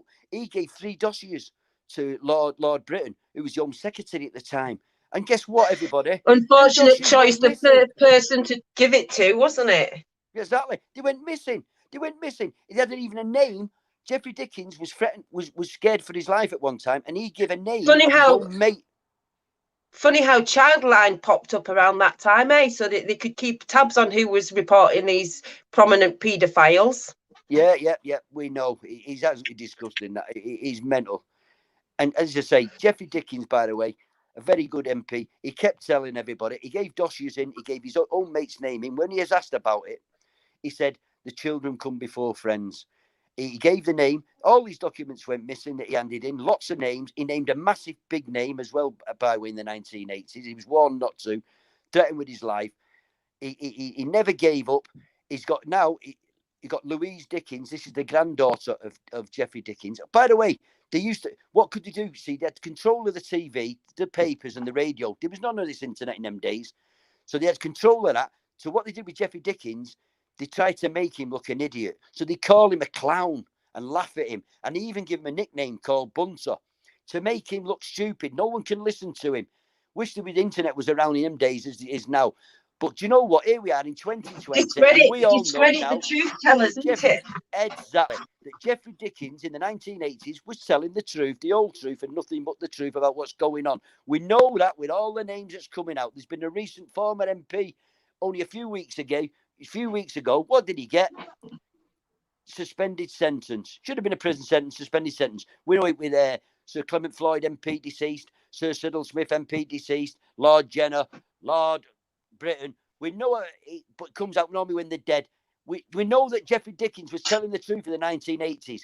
His granddaughter should be very, very proud of him, and she's carrying on the work of Geoffrey Dickens MP and a genuine MP. And what an asset she's going to be to the help of supporting the children and defending the children. She's got a very good mind, a billion times bigger than mine. She can research, she can get it out there and carry on from where her granddad, who alone stood up in the House of Parliament and said paedophilia, even though he knew, and he thought his life was in danger at one time. He never gave in. I think he died in 1995. But he's telling the truth. Here we are in 2020 saying, Geoffrey Dickens, MP, thank you. You was telling the truth. It didn't just go away. And what we know now with all these MPs coming out, names have coming out, what we know about, and people with lordships. And we know that Lord Steele knew for a fact. He recently resigned from the House of Lords. He knew what was Sir Cyril Smith MP was going on. I actually went to the Houses of Parliament before he even admitted it. And it came out that we knew. And I was shouting about it. I waited till the cameras were on. Sky News, ITV, BBC. They were interviewing MPs. And I started screaming out, Sir Cyril Smith, Lord Steele knew. And I could have got arrested. I was pretty petrified, but I still shouted about it. And they were like, cut. They went off because we were all going live. And then a few weeks later, it came out. He knew what he knew. And he knew more about than Sir Cyril Smith MP deceased. It is disgusting. And by the way, everybody, if anyone doesn't know, last year, Sir Cyril Smith MP deceased was never found guilty, admittedly. He was stripped officially of the freedom of his own city, Rochdale, by a very bad Labour council. Well, I just want to correct myself from earlier. I said it was Carol Woods I saw an interview with. It wasn't. It was Maggie Oliver. Yeah. She blew the whistle in Manchester and Rochdale. Disgrace what's going on there. That's everything. That is Muslim grooming gangs. And that is people going to the homes, Noel View and Cambridge House. As I say, Sir Cyril Smith MP, his favourite was young little boys. And thank God the people are talking out. And there's a young lady, Linda Phillips from Rochdale. She was talking about all this for many, many years. She recently died. May her rest in peace. She worked with PAG UK that are in 138 Yorkshire Street in Rochdale. And if anyone's a survivor and you need any help to talk to, please get in touch with Billy Howarth at PAG UK 138 Yorkshire Street. They will give you any help you want. They're in it for the right reasons to help. Billy and PAG UK are not in it for stardom. They're not in it for money. They're in it for the right reasons. Billy only cares about one thing, helping the survivors of sexual abuse. And he does even more than that. PAG UK are absolutely brilliant. And they're helping PAG UK Cumbria get set up in Barrow-in-Furness. Absolute great work by them. If you are a survivor, you need to talk to anybody. I'd go to PAG UK in Rochdale right now and ask for Billy, and they will find help for you, and they will help you. And he won't charge you money, and he's not in it for stardom. And Billy won't mind me saying this. I believe that Billy's actually a survivor himself. A great, great man who's doing great work in Rochdale. And he's doing great work trying to help the PAG UK set up in Cumbria. PAG UK Cumbria are going to be set up. And yeah. And there's Naga in Telford as well, isn't there, as a help point for anybody in that area? Yes, there is another organisation which is very, very similar to PAG UK Rochdale, but the one in Cumbria is going to be PAG UK Cumbria. Yeah. Jason, one of the fellows that are going to help run it in Cumbria, and Billy's given him as much help as he can, using all his experience of how he set up in Rochdale. He's trying to help them all he can. He's there regularly. He goes all the way to Barrow. Costs a lot of money. He don't ask for money off nobody. He's not interested in money. He's not interested in stardom. It's about the children. Do they lobby Parliament then, PAG UK? Are they doing that sort of thing, lobbying Parliament and local MPs and all of that? Oh, blimey! There's big things coming out. Big things in Rochdale are happening. Yeah. They have their own website, PAG UK, on Facebook, and they're doing so much things. They help survivors, and they highlight it. They're highlighting now. There's something happening now in Rochdale, and they're highlighting it. They bring it all out. They walk the streets at night, them, looking for children that they may think are being. There was supposed to be a demo. There was supposed to be a demo on the 26th in Rochdale, wasn't there? There was. About deporting those 3 rapists, groomers, who went to prison and they're supposed to be deported, and they're still walking the streets to this day. So on the 26th of September, there was going to be a demonstration there. We need Artsabot to explain a bit more. I know the reason why it's cancelled, but it's not for me to put it out. But it is going to go ahead, everybody. It will be going ahead in Rochdale. 100% is going ahead. It's only been delayed. It is going. We're on our October now, isn't it? It's October, I believe. It's going ahead. We are going. We're on our way to Rochdale. These men need to be deported as soon as possible. We've got the names of. We know the names of the 3 men that should have been deported. They need to go. We've got to show the people who are getting groomed in Rochdale that they're not forgot, that the support is there, and we want these people, because we don't want them to. They make a lot of money out of these children. The pieces of meat, they threaten them, they beat them, they smash them up. What happened? Look at the pictures of Ellie Williams, everybody. That's happening to other children. That happens to Victoria Golia. They beat them, they mash them. How the hell Ellie Williams died? They're doing that. They're doing that they're doing it to kids that live with the family. So you can imagine those kids in the care system that are isolated from their family. Their family don't have an option to protect them in any way, do they? And they just. Sorry, with Victoria Golia, one of the men was visiting her 3 times a week, and they knew what was happening to her. She told them. They did nothing. This is fact. This is all. It took 15 years. It's out. Victoria Golia, everybody will say again, Monday, the 29th of September 2003, died of a drugs overdose. She was drugged with heroin. They murdered her. There needs to be a new inquiry for Victoria Golia of Manchester. It's absolutely disgusting. They can't just say, all right, it's happened, but things are now in place for it not to happen again. It needs people to be arrested. It needs people who actually were working in that children's home to be arrested because they knew about it. It's a fact. Is that made? Are we allowed to say who's speaking? Like, I was just going to mention that at the demo in Salford on the 19th, there's well, if I'm right in saying so, we have a parent who was a veteran and also had domestic abuse and PTSD, and she'll be speaking there about how they've taken her children. And you know, this is why we need the veterans community on board as well, because they're now targeting them. I mean, a lot of them do have post-traumatic stress disorder, and there is some discussion about, you know, whether that's caused by some of the vaccinations that were made to have. But yeah, I think that, you know, everybody, it affects everybody. You're not safe in any part of the community, especially if you've got a record of mental health or anything like that. And it is, you know, for people to go along and hear that story. I know she really had an impact on somebody that I know that I've been trying to kind of educate about forced adoption, and couldn't really, didn't have the time for it, mental time for it. But after hearing her speak, yeah, it really hits home. So I think, you know, whatever walk of life you're from, it's going to affect you somewhere down the line, and you need to show support for this. So just to jump in quickly, we have got quite a few veterans coming down this time, as well as footy lads and forced adoption lads. So it is looking like we have actually got numbers this time. But yeah, there's a couple of people talking. We've got to do, because we've got to show them on the 19th that we're the people. We are the power, and we are the 99%. And we're not going away. We're not going to shut up. You can put this 6. You'll see on the 19th at Swinton Town Hall, we're turning up. We're turning up in big numbers. We're having survivors going to talk. We've got people. We need, you know, I'm going to be shouting Victoria Gola's name. She needs a new inquiry. The people are going to talk. We are the people. We are the power, and we are the 99%. And we're going to show you on the 19th at Swinton Town Hall. Can we hand out the song sheet?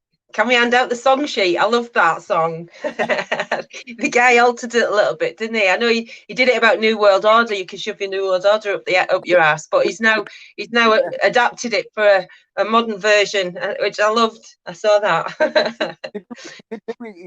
It's printed out, and we can sing it. You know, we need to shout, we are the people, we are the power, we are the 99%. We need to shout out, save our children, save our children. It's much nicer. It's much nicer in that song than it is. I saw people saying that, chanting that, and it, you know, it did put me in mind of all the minions in that film. Shall we? So yeah, we'll have a song. Have a sing song. We're not robots. We're not just. You know what I mean?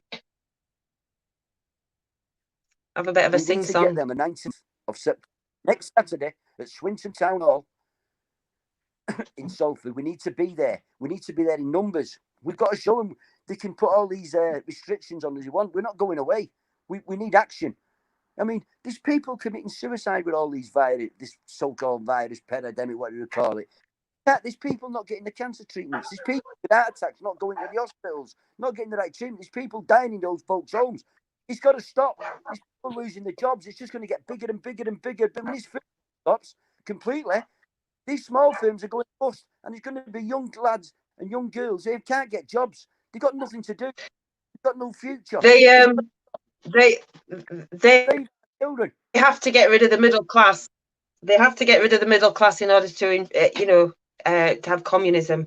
There's no room for middle class in communism. You're either an oligarchy, and they, you know, they can use you for some purpose to expand their technology or science or whatever it is. You might get a good life, but everybody else will be in shit street. God help us if BLM got in power. I'm telling you now, they'll be kicking our doors in. Execution. No. You mean Antifa? The Muslim Brotherhood, Antifa, BLM. They're mental. They're nuts. And you millionaires that are sticking up for them, do you think they'll let you keep all your houses and your nice posh cars and your big bank accounts? You're not going to keep in your 6 million quid. These millionaire footballers, you're going to lose them big, nice posh cars. You're going to lose them big houses. You got more than one house. Get out. You're taking it off you. They're moving people in. They're taking it all. Hey, you lose everything. You will be on your knee. You will be on your knee. You'll be crying your eyes out. You got nothing because they'll take it all off you. You've been too privileged. You've got to give it off your head. You're mental. That's why they're removing all the. That's why they're removing all the past, the like the social things that we do. The you know, not allowed to play music, not allowed to go to a festival, not allowed to go to a restaurant, not allowed to go to a concert or a wherever you spend your time enjoying yourself and you know the finer things in life, whatever it is that floats your boat, really, you're not allowed to do because that's having fun. And you know, there's no room for fun in communism either. You're just a slave. You don't have your privileges that you've got enough to eat that day. So yeah, this is what we're heading towards. This is what I said. Unless people wake up and say no, just say no. no. Monday, you can play a team game. And this virus will attack you. You're on the football pitch, rugby pitches, touching each other. But the virus won't get you because it's a team sport, so it'll stay away. But when they finish the team sport, if you come out of the stadium in 7, this virus has got a GCSE in mathematics. It'll go, there's 7 people outside, grip, and they'll dive on you. But if you go in 6, it'll pull away. You're safe in 6, but in 7, they'll get you. It's got a GCSE in mathematics. And you can play team sports, and you can go to work in a warehouse with 50 of you. You're sound. The virus knows you're at work. But come out gates in 7. Well, you know that football was created to entertain the masses and cause divide.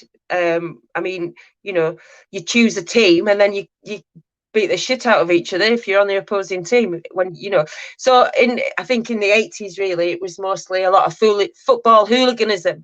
But did you notice that they allowed people to organise and fight and have this conflict for a fair amount of time, and then they suddenly started picking the hard men off the streets. They were getting locked up for this and that and the other, and while that's happening, these grooming gangs are starting to move in and you know, because I always thought, how come Middlesbrough was always had a reputation for a few hard men, do you know what I mean? And but that's been going on since the 80s in Middlesbrough, so I don't really know what happened there. I just assume that they must have took all the hard men that were willing to kick the asses of these people trying to rape our daughters out of town, but that didn't happen, and it's really embedded now, and I just wondered where they all went.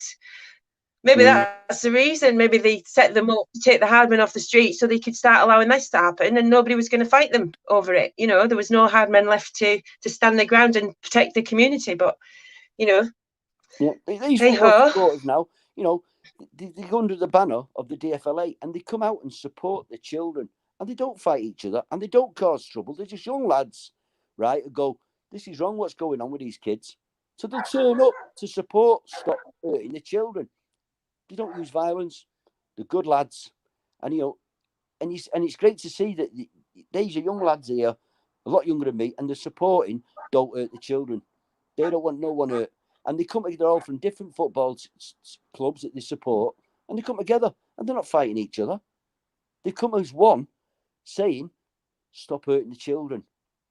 Leave our children alone." That's why they have to. That's why because they've come together in the masses like that, and there were 70,000 of them on the street at one point for the Manchester thing. But the terrorism. But they then have to discredit them by saying that the far right extremists, and that's why the police pushes into situations where there is trouble, and they have the cameras positioned already. They have the guys in the all the shields and helmets, where you know you don't see that in Black Lives Matter protests where there is violence, but yet they have to get the footage to prove that the football lads are all still the hooligans they were, and they're only there to have a fight with each other or fight somebody else, rather than they're actually there because they've got kids and grandkids now, and they actually care about what happens to them, and they care that the kids are getting raped and abused and everything else, but they're not given any credit for that because they're far right and extremists, and that's how they have to be portrayed. So a lot of people back off because they don't want to be portrayed in that way, and they disengage from certain things because they don't want to be. And you have to consider losing your job. But all those people that considered losing the job, they've probably lost the job with this pandemic anyway now. So, you know, you've sat down and thought, I'll stay out of the picture because I've got responsibilities. And then that's removed from you anyway with overnight, basically, with this pandemic. So, yeah, they weaken the structures and then they attack. And this is what they do all the time. They weaken the structure of a town by pitting two teams against each other, and they attack. And it's, you know, now it's about the mask wearers being attacked. And so all of the reasons, if you did any research at all, you would see that the mask is not a good thing in any shape or form. Or it's not for anybody's safety. You know, it's for them to control you and to see who is able to be controlled. And you might say, well, it's all right, I can deal with wearing a mask if it makes everybody feel happy. Well, that's the first step into you having no freedoms whatsoever. Because next it'll be, well, I'll just have the vaccination. But they'll test to see how many willingly have it before they enforce it on us and say you can't get a job or anything else without it. Well, you know, I'll be begging for food for the rest of my life in that case, because I won't be having it. Do you know what I mean? They're using it against the DFLA, call them far right. They're not far right. They're just only young lads and girls that are football supporters that understand that what's happening to the children. They're very good at the government are very good at using propaganda. They do it against Tommy Robinson. I'm a big Tommy Robinson supporter. They put, and I say to people, I can understand why you think Tommy Robinson is racist, because it's propaganda. He's not racist. I wouldn't support him if he was racist. Tommy Robinson. Why do people get hooked on these names though? Why even care? I mean, now we're conspiracy theorists because the truth's coming out. You know, but now everybody that speaks the truth is a conspiracy. It doesn't matter if you're left or right anymore. You're a conspiracy theorist. You know, I wouldn't have said Piers Corbyn was right wing, but you know, so they have to call him a COVID denier or a conspiracy theorist. They can't call him far right and racist, can they? So it's just another name that will have no meaning whatsoever. And actually the conspiracy, what's the word? Analysts, conspiracy analysts, and analysing the conspiracy is proving that they're fucking. The truth tellers are the ones that will get discredited. Just be mindful of that when you don't know who to believe. It's propaganda. They'll use it against Tommy Robinson all the time. It's a load of crap. I say to people, I can understand why you think he's racist, because it's propaganda. You've made him out like that. He's not. I wouldn't follow Tommy if he was racist. He's not racist in whatsoever. You know, Tommy Robinson's just telling the truth, but they'll make it out. I mean, I shouted at Manchester. He was telling us, like on Maggie Oliver, he was telling us about Manchester and the grooming gangs years ago. He's come out true. They've just admitted it. Manchester's the latest city to admit grooming gangs are here. And Maggie Oliver and Tommy Robinson were telling us years ago that and now it's true. Now what did they say?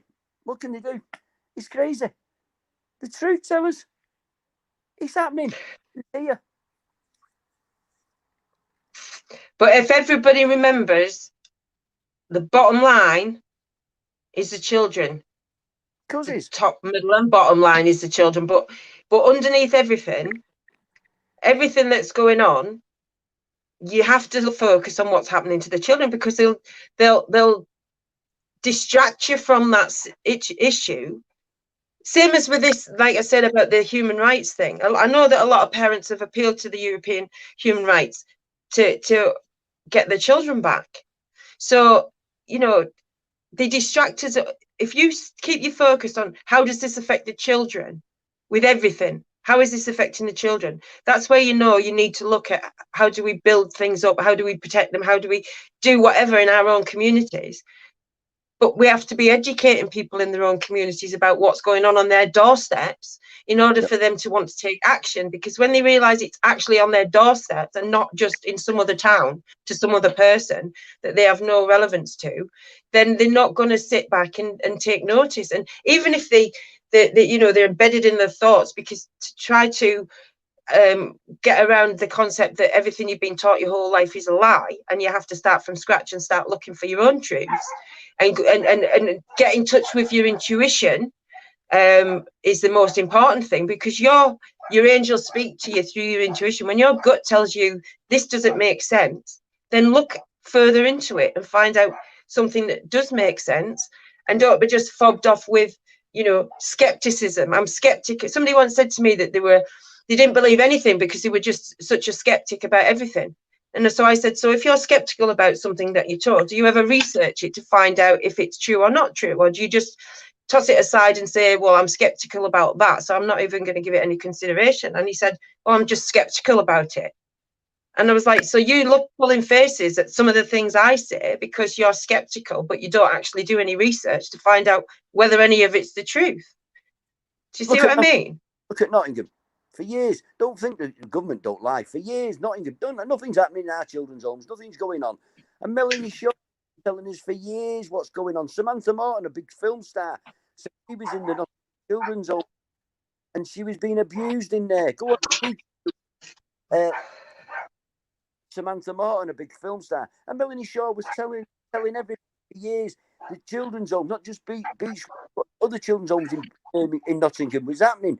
And you know what? They've now admitted what Melanie Shaw was the truth, the old truth, and nothing but the truth. But the only thing is, Melanie Shaw still locked up in Brampton high security so-called hospital using the mental health things. If they can't get you in jail, but with Melanie Shaw, they got her both in jail, and then when that run out, they threw the mental health stuff on her, and she's in Brampton high security so-called hospital locked up now. She was put in isolation for the 18 months, illegal. He'd drive anyone ball. An SAS bloke couldn't take 18 months in isolated, being forcibly injected, threatened. I tell you what, Melanie Shaw was going on the toilet and leaving the door open and letting people watch while she's doing all the private things on the toilet. She was getting showers, everybody. Male officers were even there, start naked, getting showers, come to clean herself in a private parts, because that was to destroy the woman. And you can bet they were smirking and saying things. I have no doubts. And that poor woman took it, and I don't even know how she's saying. She may have some problems now. God, she would do. Plus, what's been happening since she was 3 years old? She was saying she was getting raped in the Nottingham children's homes. She told the police. What did Melanie Shaw say? The police knew in Nottingham. The teachers knew. Social workers knew. Yeah. GPs knew. And it's out. Yes, it was happening. Now they've admitted it. But do you know what? Dimmy? With all your campaigning and the letters that she'll have received that she wouldn't have received without you campaigning, I think that must have made a big difference to her, to know that people do believe her and are supporting her, because that's going to be massive. The fact that she would have felt that she was forgotten about, and you know, but you know, it's people like yourself that have campaigned to get people in touch with her and reach out to her and give her the ability to reach back in that. So yeah, big shout out to you. Another big shout out. I've just seen a headline that was it Millwall, Middlesbrough, and QPR did not on Wigan did not take the knee for BLM. So shout out to those teams. I'm glad to see Middlesbrough on there after I've just had a bit of a whinge about them. Not a whinge, but you know, just pointing out what I think. But people a lot more for Melanie Shaw than even me. And when the letters go, it's not Jimmy that. It's the supporters of Melanie Shaw who take the time to write the letters, to write the cards out. Then we're all one. We're all as important in helping Melanie Shaw as each other. Not just me. When you're writing your letters, you're taking your time under a self-addressed envelope. You're taking your time to write a little letter or a little card to her. It's all counting. And this is what we should be doing with Ellie Williams. It should be letters. They'll see the support. They see all these letters. They've got to open up. It costs them money. It costs them time. Get her released. She's getting all these letters. She's got to read them. It gives her something to do. She's got to write back. It'll cost her now because you send in a self-addressed envelope as well. And this is what we've got to keep doing, sending letters to Melanie Shaw. And I'll be coming out saying something about that.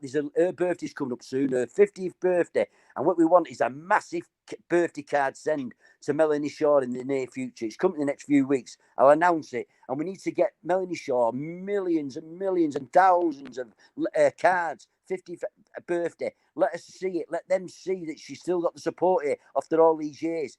You know, Melanie Shaw's been going years. Ellie Williams, we want to just stand on Ellie Williams. And he needs... Bugging, they're getting smaller. He can't.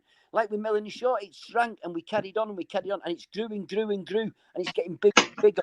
And more people are turning up at the demonstrations for Melanie Shaw, and more people are sending letters, and more people are sending cards to Melanie Shaw. And this is what we've got to do for Ellie Williams. We've got to get the cards, we've got to get the letters. She needs to see them in a room, packed out. That's more impact on her, gives her more boom. As it does, we know that with Carol Woods, we know that with Melanie Shaw, it counts, and it would count with Ellie Williams. It needs to be cards, it needs to be letters. We've got to get them there. We've got to do what we for Ellie Williams, what we're doing for Melanie Shaw, and we did for Carol Woods. We've got to get the letters, and everybody. Melanie Shaw, her 50th birthday is coming up. I'll announce the date is when it's a birthday, the 50th birthday. That is massive. We need to let the people know in power that her support is massive, and we need to get birthday cards to her. And we, it's coming up now. I will be announcing it. We've got to do this. Free Melanie Shaw, everybody. We're hearing that she may be getting a release sometime this year. I hope so. 4 years she's been locked up, everyone. First in jail, and now because it run out, they couldn't get any more of that. What did they do? The woman's nutty, so we'll lock her up in that Rampton High Security so-called hospital where she's been. And we got to get her out. We got to keep showing the support. And these cards on her birthday will give her a massive boost. We found out it does give her a boost when she gets letters. It does give her a boost when she gets cards. And don't worry if they don't give her Melanie Shaw. You've wrote to her. You've kept your support. And it lets the people who are in power, the people in the nut house, they've got to open. It lets the people in authority know that Melanie Shaw's support has not gone away. It's still there. It's still there in droves. And it's growing. And we've got to keep the pressure on. And when Melanie Shaw, what one she is given, it gives her a boost. She's with people that do talk to her on the phone. I've not been able to talk to her for a year. I had no contact with her whatsoever, but I still write. It gives her a boost that she's not forgot. She put everything on the line. Melanie Shaw lost everything. She lost her home. It made her ill. She lost her children, and she lost her freedom. And she's still fighting. And hopefully, very soon, this lady's going to be released. We can't drop off now. When it's her birthday coming up, and I'll be announcing it, we need a massive, massive card. Happy birthday, 50th birthday, Melanie Shaw, and get it out there. And let's hope she gets free. And not just me, but everybody will have helped Melanie Shaw keep her sanity by writing to her. Everyone would have helped getting her freedom when she's free. Not just me. I'm just like anybody else, a supporter. We just got to keep the name Melanie Shaw out there. Keep wearing the badges, free Melanie Shaw until she's free. Keep getting the leaflets out. I do my best. I couldn't take any there yesterday because it's just too heavy for me. But I'm hoping to, get Kettle Woods ones on 19th of September at Swinton Town Hall. The about forced adoption as well as the veterans. And wow, what a great work Joe and Dion Dresden are doing for the veterans. They're opening up their farm to help soldiers with PTSD get bite rest free of charge. They're not charging them a penny. They're not doing what these big charities are doing, taking big wages. They're not taking a penny. They've got a little GoFundMe going to help build some sheds or huts, wooden huts with showers and everything. And they're not going to charge. They're opening their home up. Her husband, Dion, is actually a veteran himself, parachute regiment. The work they're doing is absolutely fantastic. And I've heard that they're actually going to be on Channel 5 sometime this week, which is great news to get it Brilliant. out there that these veterans need help and they need so they're opening their home. They're opening their home. Can I put a shout out then for anybody out there that has any lands or properties or anything that they would want to talk about using as a safe space, a safe house for these families and these children, and because that's what's needed as well, isn't it? Of course it is. This is what they're doing. They're opening their home up. They're trying to build some more huts where they have showers and washing. They can have something to eat. They're going to be taken care of by Joe and Dion. They're going to do it. They've opened their home up. They can do no more, but it does cost a lot of money. So they need the money to build these things. They're not taking 1 pence. They're not taking no wages. These big charities, the people that run them for the veterans, they're on massive wages. Where's the money? We've seen that fella. I forgot his name. It's on the tip of my tongue. Outside a veterans hospital. Lovely hospital, but it's closed down. Where's these millions of pounds?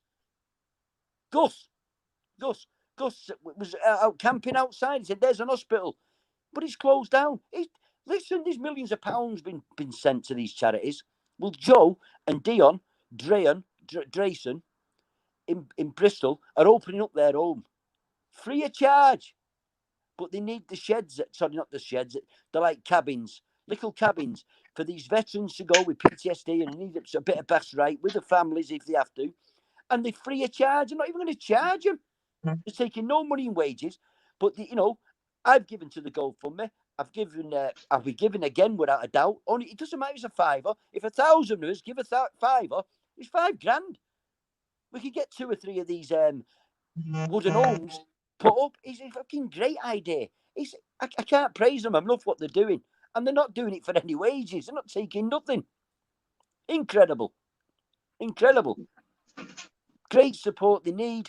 They What need was the it? money, not for them. Offline. Pardon? Someone just I just read Katie's message. What was it? Yeah. I got a couple of teams together last night or yesterday, sorry, to have a quick chat with him about the 19th. After live, is it all right if I have a chat with you both as well? Because I'm going to be asking you if you can do something separately. Yeah. If the organiser, I don't know who the organisers are, but they want me to do anything, you know, I'll do it. And don't tell me the names of the organisers, by the way. If anyone knows, we don't want to know. Then if we get arrested, give the names of the organisers. I haven't got a clue, me. I seen it on Facebook. I seen a message on Facebook, and I thought that's a good Stop cause. talking, Jimmy. So I pushed it about me. I'll admit, I've shared it. But Are we? I don't know who's. Are we nearly coming to a close? Yeah, I was saying, are we nearly coming to a close? I think so, because we've done the. I didn't know how long you usually leave our Northern Ireland veterans alone. Everybody, it's actually disgusting what's going on. They need our help. The veterans need our help, and Joe and Dion are doing a fantastic job. Just started it. Money has been coming in, and they'll soon be building these sheds, cabins. As a name, I forget what they're called. Let's call them cabins. They're building the cabins. They're going to start building them on their land, on their home, free of charge, and they'll be getting veterans in free of charge that need respite. They need this respite, and veterans, it's not going to cost you a penny. They're not taking a penny off you. And Joe and Dion are not taking a penny either. The money's going all to the veterans. That's where it should go. That's where it should go. I'm not saying people who run these massive charities shouldn't get a wage, but the wages that they're on are too big. They're too big. It's disgusting. You know, get as much money to the veterans. And this is what Joe and Dion are doing. They're saying every single penny that is donated, and they have a page where you can donate. I've donated myself. I will be donating again. Only tiny bits. It's nothing to shout about. It's not that big. If we can just get 1,000 people to donate £2, they got £2,000. I reckon they could probably build 1.5 cabins with that. You know, we're talking showers. They've got people in place who are going to do electricity, professional electricians and plumbers to do the work at the cheapest that can be possibly done. So this is a genuine help for the veterans. And we'll be able to see. We'll see it. They'll put that out. We can see it. We can go and visit. They will not stop anyone coming to visit. But can you see where my money's gone? They'll let them know. They'll say, come on to me farm, and there's what's been built for the veterans, for the families of veterans who have put their life on the line for this country, just like the Northern Ireland veterans who have been persecuted for doing their duty. We know they've done their duty. Do you know why? Because after they did their duty in Northern Ireland, this government and the generals stuck a medal on their chest and said, thank you for putting your life on the line for this country, and gave them a medal. Says, oh, and now here they are, you know, David Holden, Grenadier Guard, Dennis Hutchins, 26 years in the army. Blimey, he's got more medals than a 5-star general. And I've just had word, Boris Johnson's the organiser for the 19th. Boris Johnson, thank you very much for organising it. Listen, it's a good idea. I missed the second message. If he's organised it, I want to thank him, because we need to show. Put the other message up. Yeah, I don't know how to put them up. To somebody how to put them up. Thank you for organising for the veterans. Thank you on it for the children. Thank you on it about these matters. Makes me sick. I have full respect for vets. It says, fighting to die for the rich makes me sick. I have full respect for vets. My great uncle Johnny Stockwell was blown to bits first day of the Somme. Yeah. And when you pick apart the reason for these wars and who's behind them and who profits for them, and it's just another way of depopulating the planet. You know, it's terrible that we lose people because of those reasons. These brave men and women put their lives on the line. Well, it's all right. They join the army, they go to war, but they don't decide we're going to war. They're told by their government. They're told. Just saying, Joe and Dion are putting their own money up as well. 100%. That's what I'm saying. They're putting their own up. They're opening their own. Veterans passionate about getting this camp done. Nothing. Yeah. For nothing. I think it was probably born. It was probably born from the Patriots Party that was held there with Joe and Bobby, and I think it's kind of an idea that's born from that, isn't it, really? More than likely, because these massive charities ain't doing enough. Gus was lying outside, an old veteran having to lie outside an hospital and say, this is an hospital for veterans that need help. And guess what? It's closed down. It needs to be reopened. The money's there with the big charities. The money's flaming there. You know, Joe and Dion are showing what should be done. The most, with these big charities, the people, yes, they need to get a wage because they're massive, but nothing like the wages they're taking. These two people, these beautiful people, and the veteran Dion, who's served the parachute regiment, free of charge. Every penny you give to this, to them to help build these cabins, are going to be going on the cabins and paying for the electricians who are going to do it on as cheap as they can, and the plumbers and the people who are going to put their time in to help build these. Every penny, every single penny. Joe and Dion will not take 1p. In fact, you can guarantee it's going to cost them. That's the kind of people they are. You know, you don't see Dion going, I'm a veteran, but I'm doing nothing for no one because I've not done too bad, and I'll keep everything to myself, thank you. You know what he's saying? I'm a veteran. I know what veterans are going through. I know they need help. So I'm going to open my home up. And my wife, Jo, is going to help me. And she's not going to take a penny, and I'm not going to take a penny. And we're going to help veterans who are not in as fortunate a position as me, who need help. They're going to help them. So we as patriots, just if you've got £2, just donate it to it. Every penny will count, and every penny you put in will count and will go to the veterans. And I'm sure if you phone them when things are done, you say, listen, I've donated. Can you any chance I can come round where your farm is, have a look? They'll say, yeah, come and have a look. You've donated. This is where your money's gone. And what have you took in wages, Joe and Dion? Nothing. Naught. Zero. No pennies. Not 1p will be taken by them two. They're doing it the goodness of their heart because they know the veterans need helping. And they're doing it free of charge. We need our veterans to build themselves back up because we're going to need them at some point. Not as much help as possible. Distant future, I think. The millions of quid that's gone to these big charities, I don't know where it is. I couldn't believe it when I seen Gus. There, an hospital in good nick, but closed down. It won't take long to go rack and ruin. It won't take much to open it up. Start paying for nurses to be in there to help them for somewhere to go. There's billions of pounds being donated to these big charities. Well, Joe and Dion are saying your money will go to help the veterans. Give to them. Give to them. And then, as I say, you can phone them up and I want to have a look where my money's gone, please. And you know what they'll say? Come and have a look. That I did nothing. And then when you say to them, hey, Dion, how much wages you and your wife take for doing all this? You know what they'll say? Nothing. Not a penny. They're doing it out of the goodness of their heart. They know these veterans need help. And Dion knows exactly what these veterans are going through because he's been to war himself. He's another man with more medals and 5-star general who's not being selfish and saying what I've got is mine. I'm keeping it to myself. They're opening up their little farm up to help veterans.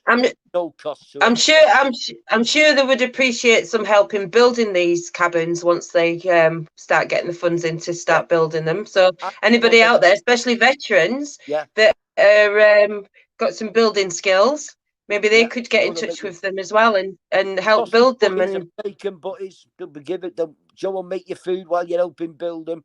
You know, all to help veterans, helping the veterans, civilians helping the veterans. In a way, say thank you for putting your life on the line for this country and for me and for my family.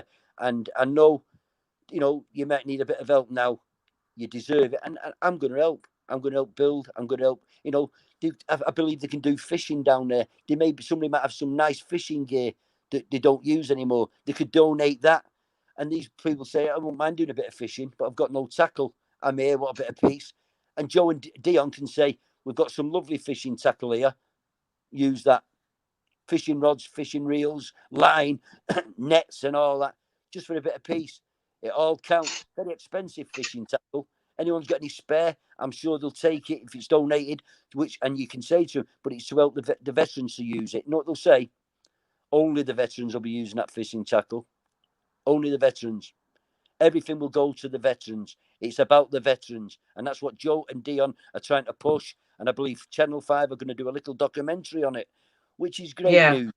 You know, as long as they put out, it is about the veterans. What Joe and Dion say will be told. And I believe they want veterans to turn up on the day to get on the TV, and they can say this is a great, great cause. It's for the veterans only. It's brilliant. You know, I can't believe how much Joe and Dion are doing for the veterans, and opening their home up. They're opening their home up.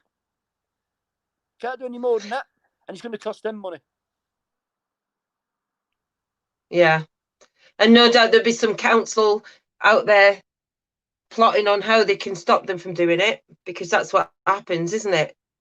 But yeah, but good thing is they're not taking any money. It's not a business. They're not taking dollars for it. They're taking nothing. What am I doing wrong?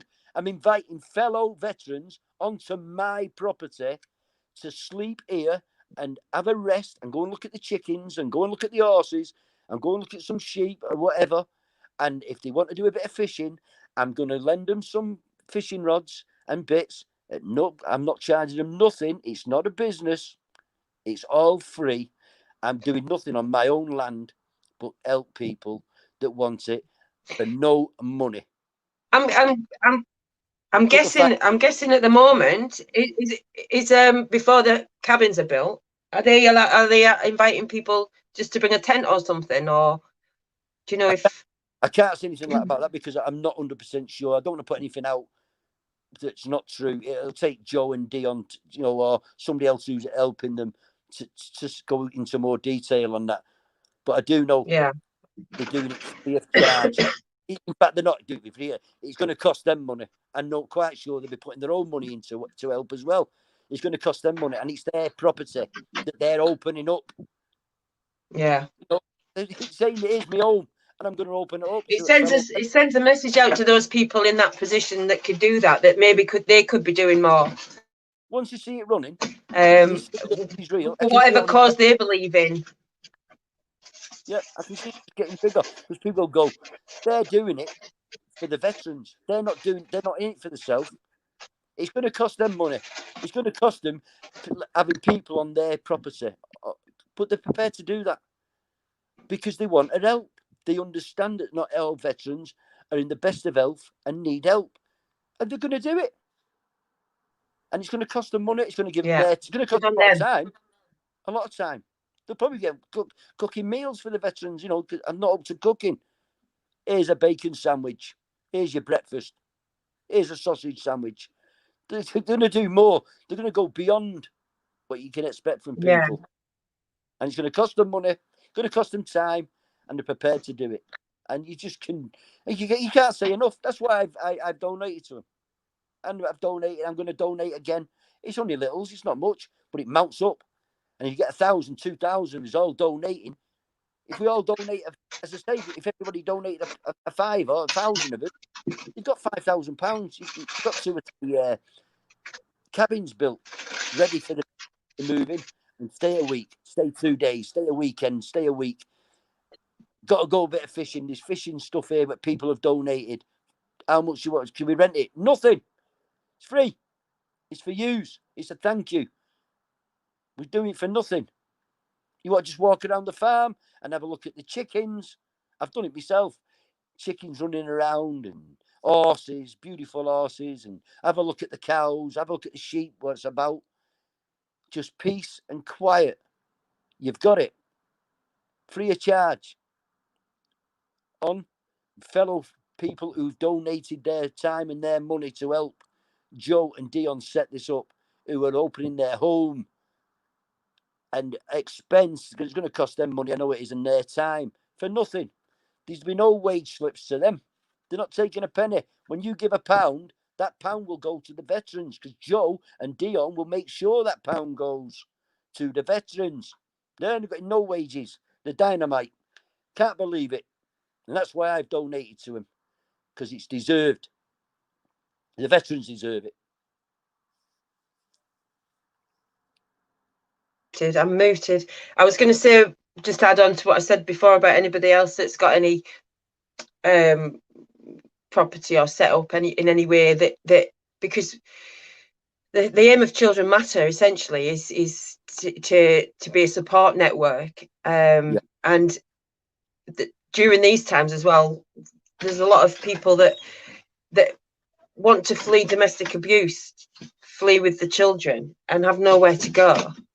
have nowhere to go. So it's, and especially with obviously people losing their jobs and being isolated more, and the stress of what's going on, creating more in the, you know, cases of domestic abuse.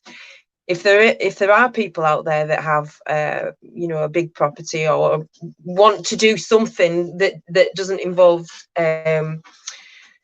standing on the street or, you know, going public, but has the resources to offer that, then please do get in touch with Children Matter, because there's always a family out there that you could help that are suffering domestic abuse, that know what goes on with social care and don't want to risk contacting them because they don't want to lose their children because they've been in domestic abuse, which, you know, a lot of people are more aware of now that does happen. So it's crucial for them to find a safe space where they don't have to involve social workers and highlight the fact that they're a victim and therefore risk losing the children. And they need somewhere to go that can provide them with a safe space until they can get sorted, back on the feet, deal with whatever stress they're going through, get in a better place, and then start finding somewhere to live with the children, which cuts out the need to ask social care. Because if we had a network like that of people willing to open up their homes like Joe and Dion are doing, for that reasons, that, you know, goes a long way to fighting back this system that you can't get the help that you need from, and when you do try to get it, you risk losing your children.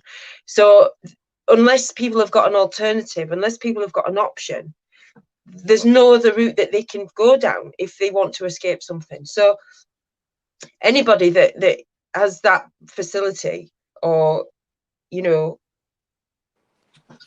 properties, whatever, space in your house, I don't know, it's a big ask, but people do want to help and they do want to get involved, and they have had their eyes open, but sometimes they don't know in what capacity. But if they get in touch with us, then they can have a discussion about where they can offer that help. And if somebody then feels that they can come to us because there's a possibility that there's a safe space that we can point them in the direction of, rather than just understanding what they're going through and having no resources then to send them on to, which is that's the sticking point. You know, we haven't got the resources, and we haven't got, but this network that's now being created of people, light workers as I call them, who opened their eyes and took a look and didn't like what they saw and decided they wanted to do something about it. That's a way that those people can help, you know, in the backgrounds. And that's the biggest help that anybody could offer, really, is in protecting the vulnerable. So yeah, I just wanted to say that. Yeah, I mean, we don't want to. We're only people. I'm not well, right? Do you think I want to go out shouting and I don't. But do you know why I do it? Because I know that forced adoptions is wrong. I know what's going on in the children's homes. I know children are being groomed. I know MPs and ministers and very powerful and rich people are involved. I've talked to the people it's happened to. It takes men like Josie and Bobby Blair, Alan Merritt, Michael Tarriger, my mate Brian Clare, to talk out who have been abused as little boys. It takes some doing. If it happened, it has never happened to me. If it happened to me, I'm not sure I'd be strong enough to talk out. Thank God we have gentlemen like this that are prepared to stand up and say, you know, as a little boy, I know I'm a big bloke now. If you touch me, I could easily sort it out. But when I was 8, 9, 10, a little boy, and you got a big, strong man, they ripped my clothes off and raped me. And they're prepared to stand there and talk about it. We've got to thank them, because you've only got to look at me, as I say. I said it to Joel and Bobby Blair many a time. You've only got to look at me. 4 years ago, I'd have said you two are mental. I'd have said you two are eccentrics. I don't believe you. You're crazy. I believe him 100% now. They only got to look at me and go, we've convinced Jimmy the Hat. So Jimmy the Hat is now telling people. And that's why they're telling people, so that people like me can hear the truth, because we won't get it off mainstream news. And then I can tell people what's going on. And tell them about Joseph and Alan and all this, what went on at Beach Home, you know what I mean, and Beechwood. and no This is viewing what I mean Katie-Jayne. about this is what I mean about not letting things happen in vain. These people haven't. They're dealing with what's happened, and they've come to the point of, well, I think as far as Brian Clare's concerned, he's been in this campaign fighting them since he was an adult, since he became an adult. As soon as he walked out there, he started his campaign against them and to bring the truth to light. And it's been a long old slog for a lot of these people, and so, you know, they've put their whole life into it because they feel they've had their life taken in that way, abused, and you know, so without these people speaking out and fighting for the rest of humanity, because that's basically what it is, and to get the crap that they get, to get the shit thrown at them from all directions, because they're speaking about things that people don't want to listen to, or they're speaking about things that's going to upset a few people, or they're speaking about things that you just don't speak about. Well, we don't speak about them enough, and it's credit to those people that do come and speak out, because you can't tell somebody that their life didn't happen. You know, you can't say you're a liar when it's their truth. You know, I know the thing is, they put these fraudsters out there, they put these, you know, they infiltrate and they discredit people from the inside, and, you know, people latch onto a little bit of information because they'd rather not believe what they're being told. So they'll go with the person discrediting them, because bad news travels faster than good. And this is where we fall down with the name calling and the falling out. And it's like, fine, you've got an opinion on me, you're welcome to it, you know, but I'll just carry on regardless, because your opinion is not none of my business, to be fair. And if you are trying to discredit me for what I do, then you're on the wrong side of history in my book, because why would anything that I do be caused to discredit me, when if you care about children or you care about family, you know, I've lost an awful lot for standing up for what I think, and I do it all again. Do you know what I mean? It's like I live from hand to mouth, and I'm happier to do that than take a wage. I couldn't work for anybody now. I don't think that I had to follow their guidelines or their remit if it didn't sit right with my soul.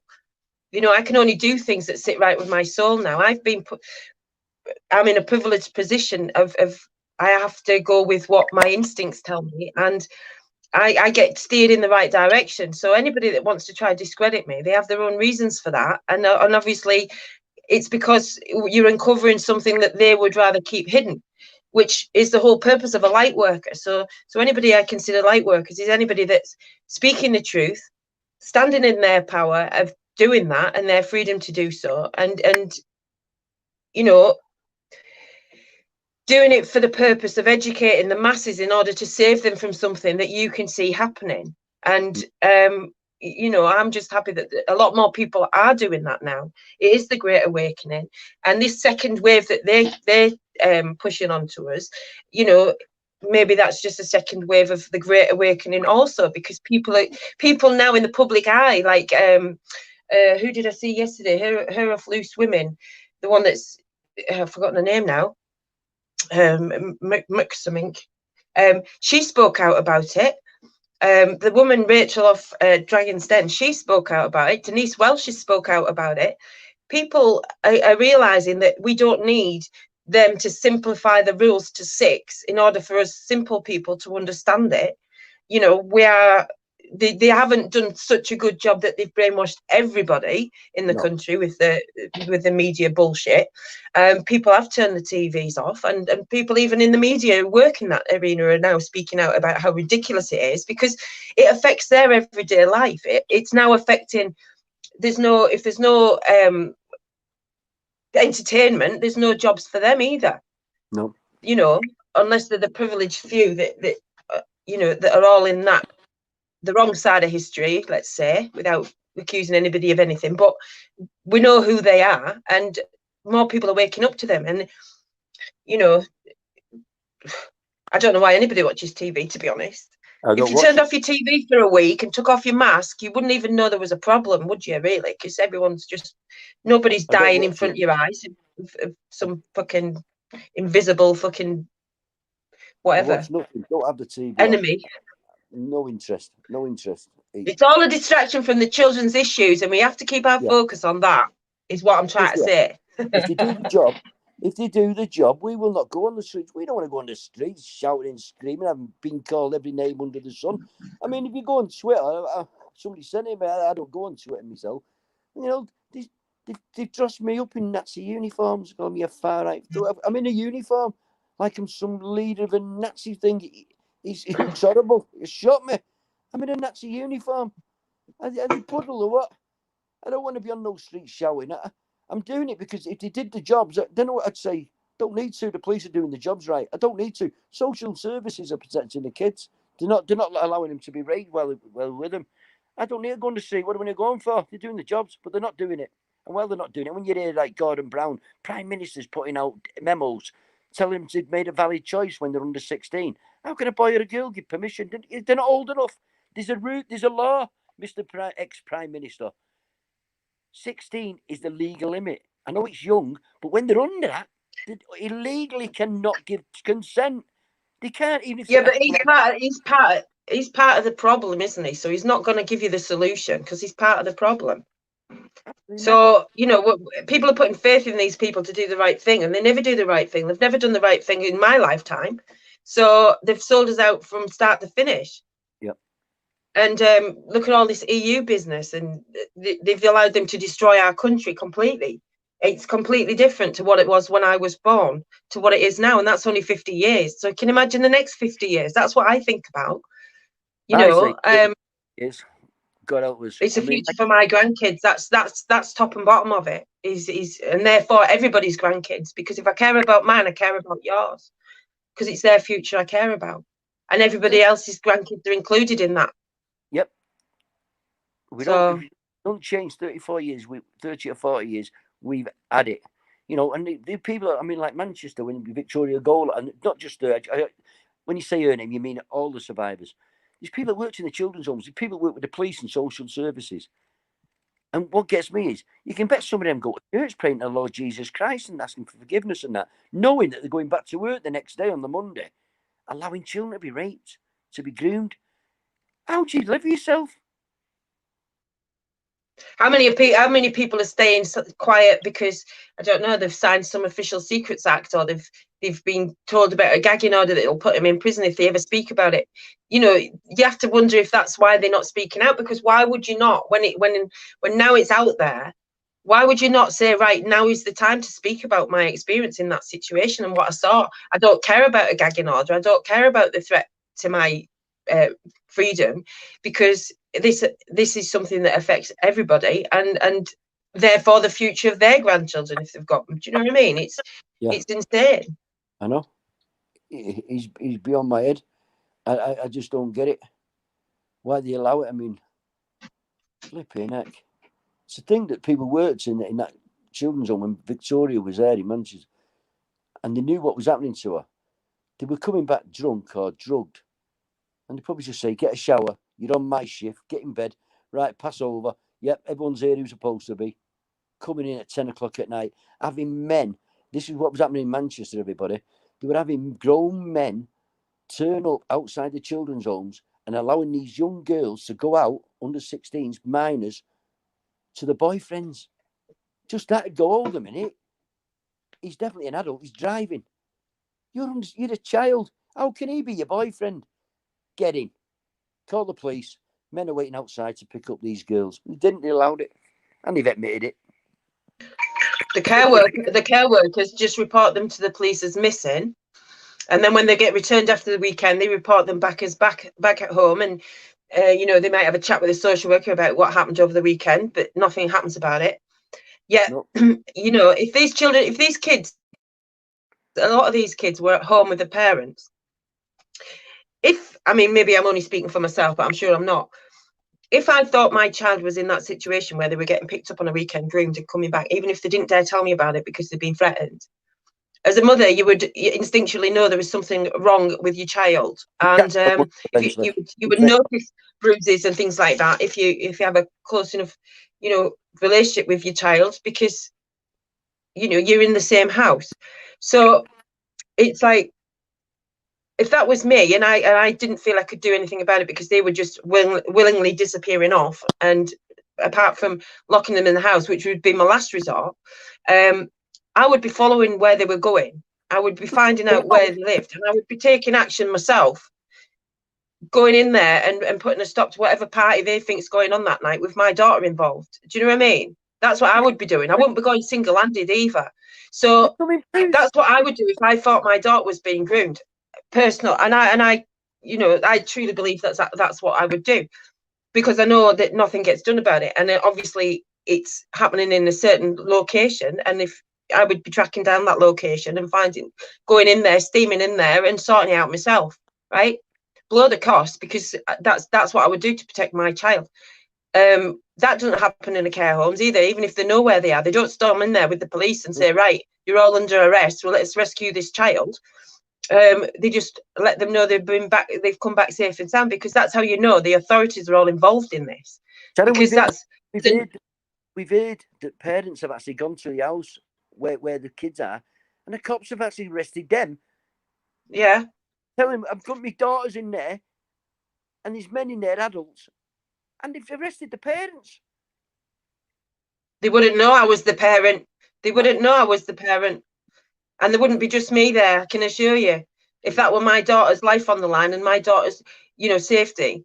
But that, like you say, that is taken away because they maybe have younger children in the house and they can't do anything about it. They can't risk losing those kids. And that's why we need support. They need these parents who know this is happening to their children and have no support. I can't do anything about it. The child's been groomed, therefore they're leaving the house and going there and being drugged up or whatever, and you feel helpless. This is where we need the support from those citizens out there that would be willing to protect those children in any way they could, and to make sure they didn't end up at that property that they've been taken to. Do you see what I mean? They're very nasty people. That's what the police should be doing. Yeah. That's what the social workers should be doing. But they're not. They're on their side. So what are we left with? We just allow our children to get groomed. And do you know what I mean? But these kids in care, they've got nobody to do that anyway. And most of the time they feel like they've got nothing and no one. So what the hell? Why not? At least I'm getting out my face. At least I can forget things for a little bit. Why wouldn't they choose that option? It's like the guy on the street. Why wouldn't he have a bottle of whiskey if it keeps him warm at night? He's got fuck all else. Do you know what I mean? Yep, I do. It's crazy. We need to get rid of this establishment. That's just the top and bottom line of it. That's what we need to do. We need to, as citizens, all act together to get rid of the establishment that's doing all of these things that we're suffering from. It's all down to them. That's where we need to point the finger, not at these groups or individuals or at each other. It's at the establishment that is allowing the higher seats that dictates. That's where we need to be hitting.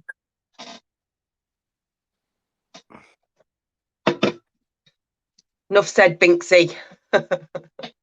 Listen, you know what you're talking about. So when you're talking, people just need to listen because you know what you're talking about. You've done it long enough. You know what's going on. And then you're giving the people the information who don't know. Because the people who are listening don't quite understand everything. I don't understand everything. That's why I'm listening. I know you know a lot more than me. I'm listening to you, me. I'm listening to Katie. She knows a lot about forced adoptions. And Jill knows a lot about forced adoptions. I just like to know the basics, right? I do believe it. I've been told, I've listened, I've seen these parents. I've listened to Carol Woods, who was a social worker, as I say, and she said they tried to make her change the statements so they could take this particular child into care. That's forced adoption, sell the child. She refused. She whistle blew. There's the social worker saying it goes on. Say no more. Bingo. And I see mothers like Katie-Jayne. I see mothers this like... This is why it's important for feet on the street. Yeah. In your local areas as well. Just campaign everywhere.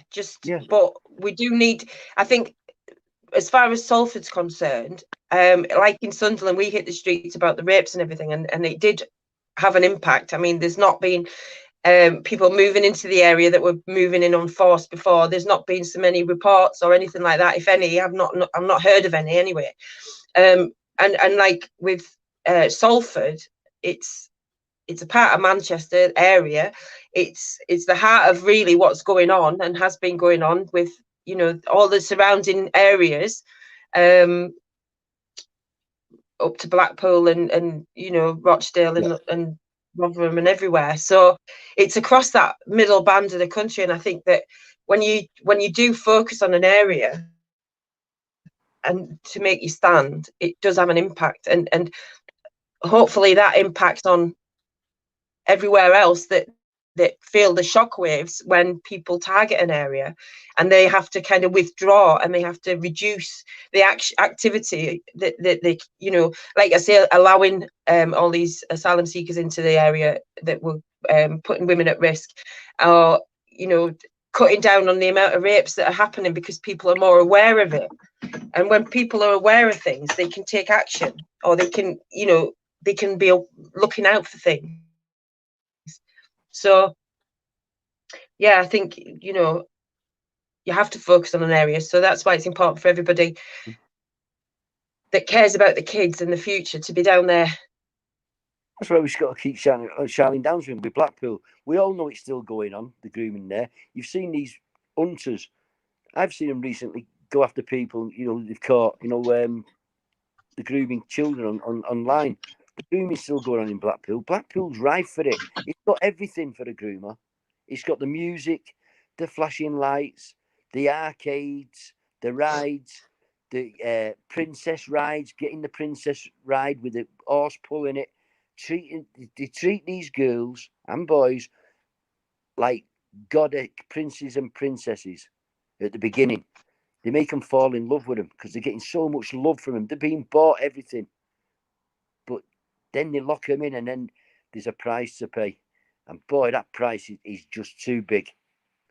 Because they're not, you know, well, he's buying me, he must love me. Look what he's got me, done me. And once they've got them gripped, if they don't do as they're told, that's when, if you look at the pictures of Ellie Williams, that's what they do to him. They threaten, they'll rape the mother, they'll beat the brother up, they batter them. You've seen Ellie Williams' body. They did that to Victoria Gola. She used to cop all that beatings. Thousands of children up and down the country. They beat them. They've got them. They're in control now. They threaten them. It's filthy. So they need us ordinary people, until the police, until the social workers do the job proper, to keep going out and keep highlighting it, because they're keeping it off the TV, off mainstream news. They don't know. As I say, I went to the one yesterday, a demo. Nobody knew of Ellie Williams, Barrowing Furnace. No one knew of Charlene Downs, Blackpool, and no one had heard of Victoria Agolia of Manchester. No one. I was talking to a fella. He was from Birmingham. I told him about Joseph and Bobby Blair. Never heard of them. And I said, do you know what? They actually live here in Birmingham. And they won the biggest, you might think I'm a liar. I says, they won the biggest case, or one of the biggest cases in Europe. And nobody knows.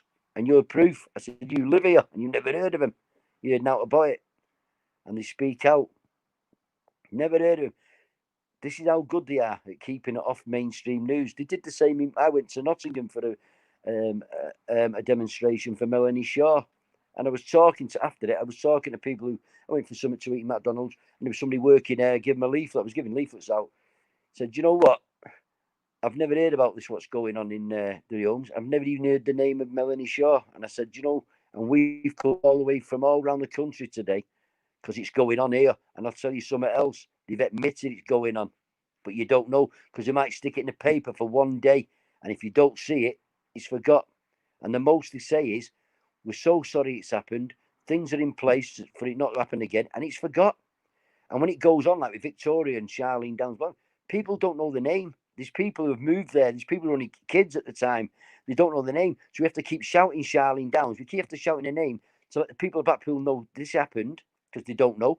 that it's still going on, and to watch your children. You're in a rife area. They're taking them in the arcades. They walk around arcades watching kids on their own. They got no money. Do you want to have a little game? Here's a bag of 2p's. Give them a quid's worth of 2p's. Playing, oh yeah, do you want something to eat? And get a hot dog for a quid. Do you want to go on a ride? They've historically placed paedophiles around seaside towns. Scarborough was horrendous.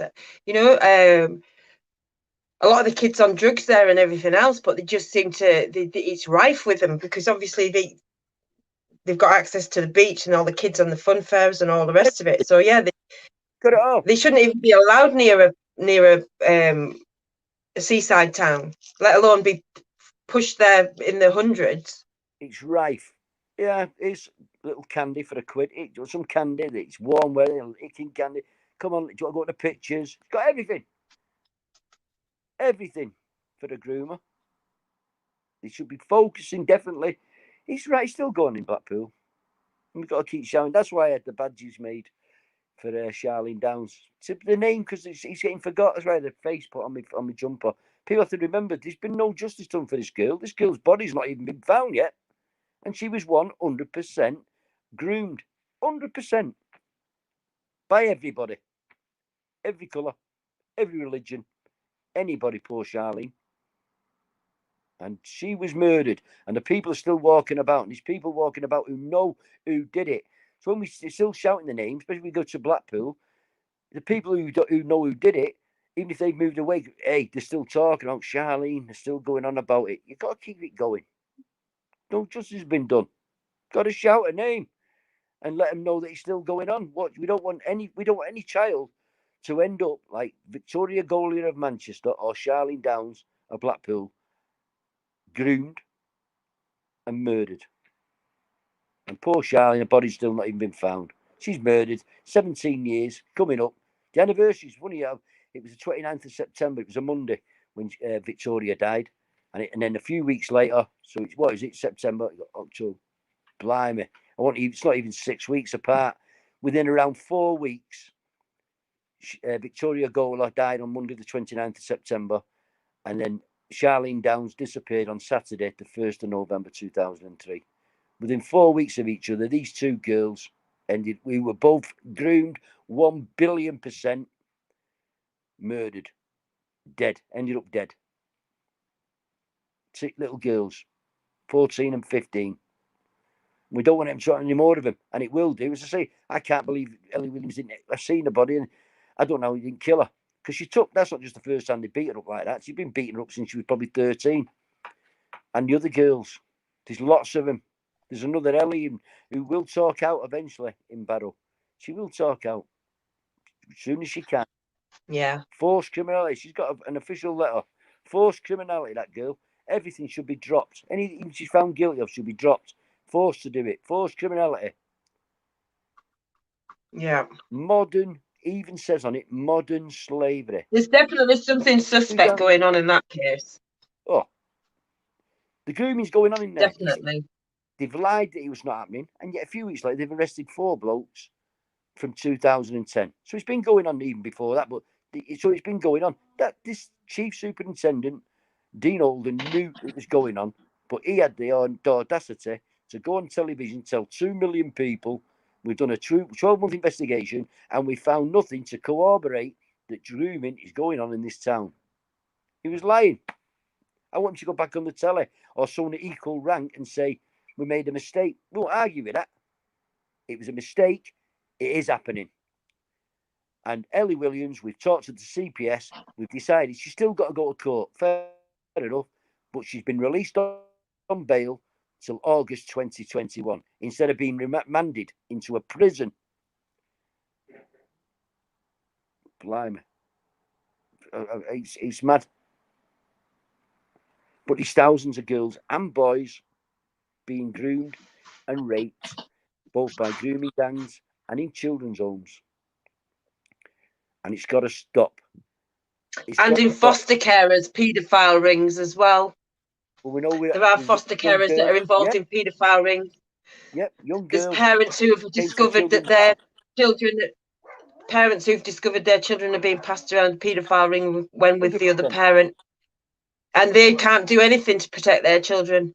So it shows you that these paedophile rings, they've got some influence, they've got connections, because these people keep getting away with it and they're not the Muslim grooming gangs. They're families, they're well-to-do, they're, you know, and they passing their own children around. We need to not forget about those, because even a judge had said that satanic ritual abuse wasn't something that's something that's more likely in the higher classes. I don't know if it was referencing to some grooming gang or whatever, but he'd made that comment, which indicates that all of that. And people go, satanic ritual abuse doesn't exist. Well, if you're doing dirty deeds to children, that's evil. Evil is, in a definition, satanic. So it's evil, abuse, whatever way you put it, it's satanic. So whether they perform rituals, it doesn't really matter. But if you're having parties and passing your kids around each other, then maybe that could be considered a ritual. But you know, those are the people that are highly protected, and they'll throw a few crumbs our way to say that they you know, they're arresting these people in these terrible grooming gangs, but they deflect from the people that are truly protected, you know. We had a young girl come to Children's Matter, young girl called Jodie. There's the proof it's happening in foster parents. Says, oh, it's happening. They're just not protecting them. But they've employed these people in high positions that are a part of this paedophile network. They do so. They then have the opportunity to employ in the foster carers and whoever, the people of the same mentality, let's say. So they're going to employ people they know they can use, or they've met through their paedophile rings or whatever.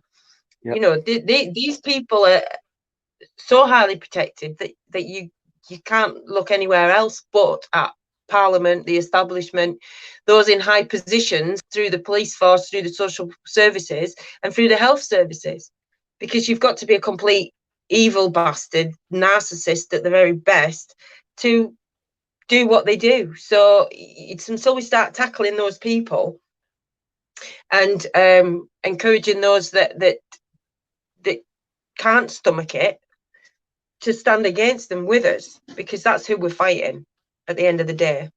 Yeah. He's absolutely mad. Oh no. Oh, I'll just keep pushing. Right, I've just been told that I'm going out for dinner, so I have to hurry up. All right. And we've done 2.5 hours. It's been lovely talking to you. I know Katie wants the word. I don't know. You've only been rabbiting for 2.5 hours. You thought you'd only be a minute. Don't worry, guys. I'll contact you later on today about what I need to talk to you about. So don't worry about like you've been on for long enough. Thank you, guys. Okay, thank you. I will leave the chat then and go get my proper clothes on. All right, Shannon. Lovely talking to you, Jimmy. You take care of your health. Right, have a good dinner. Thank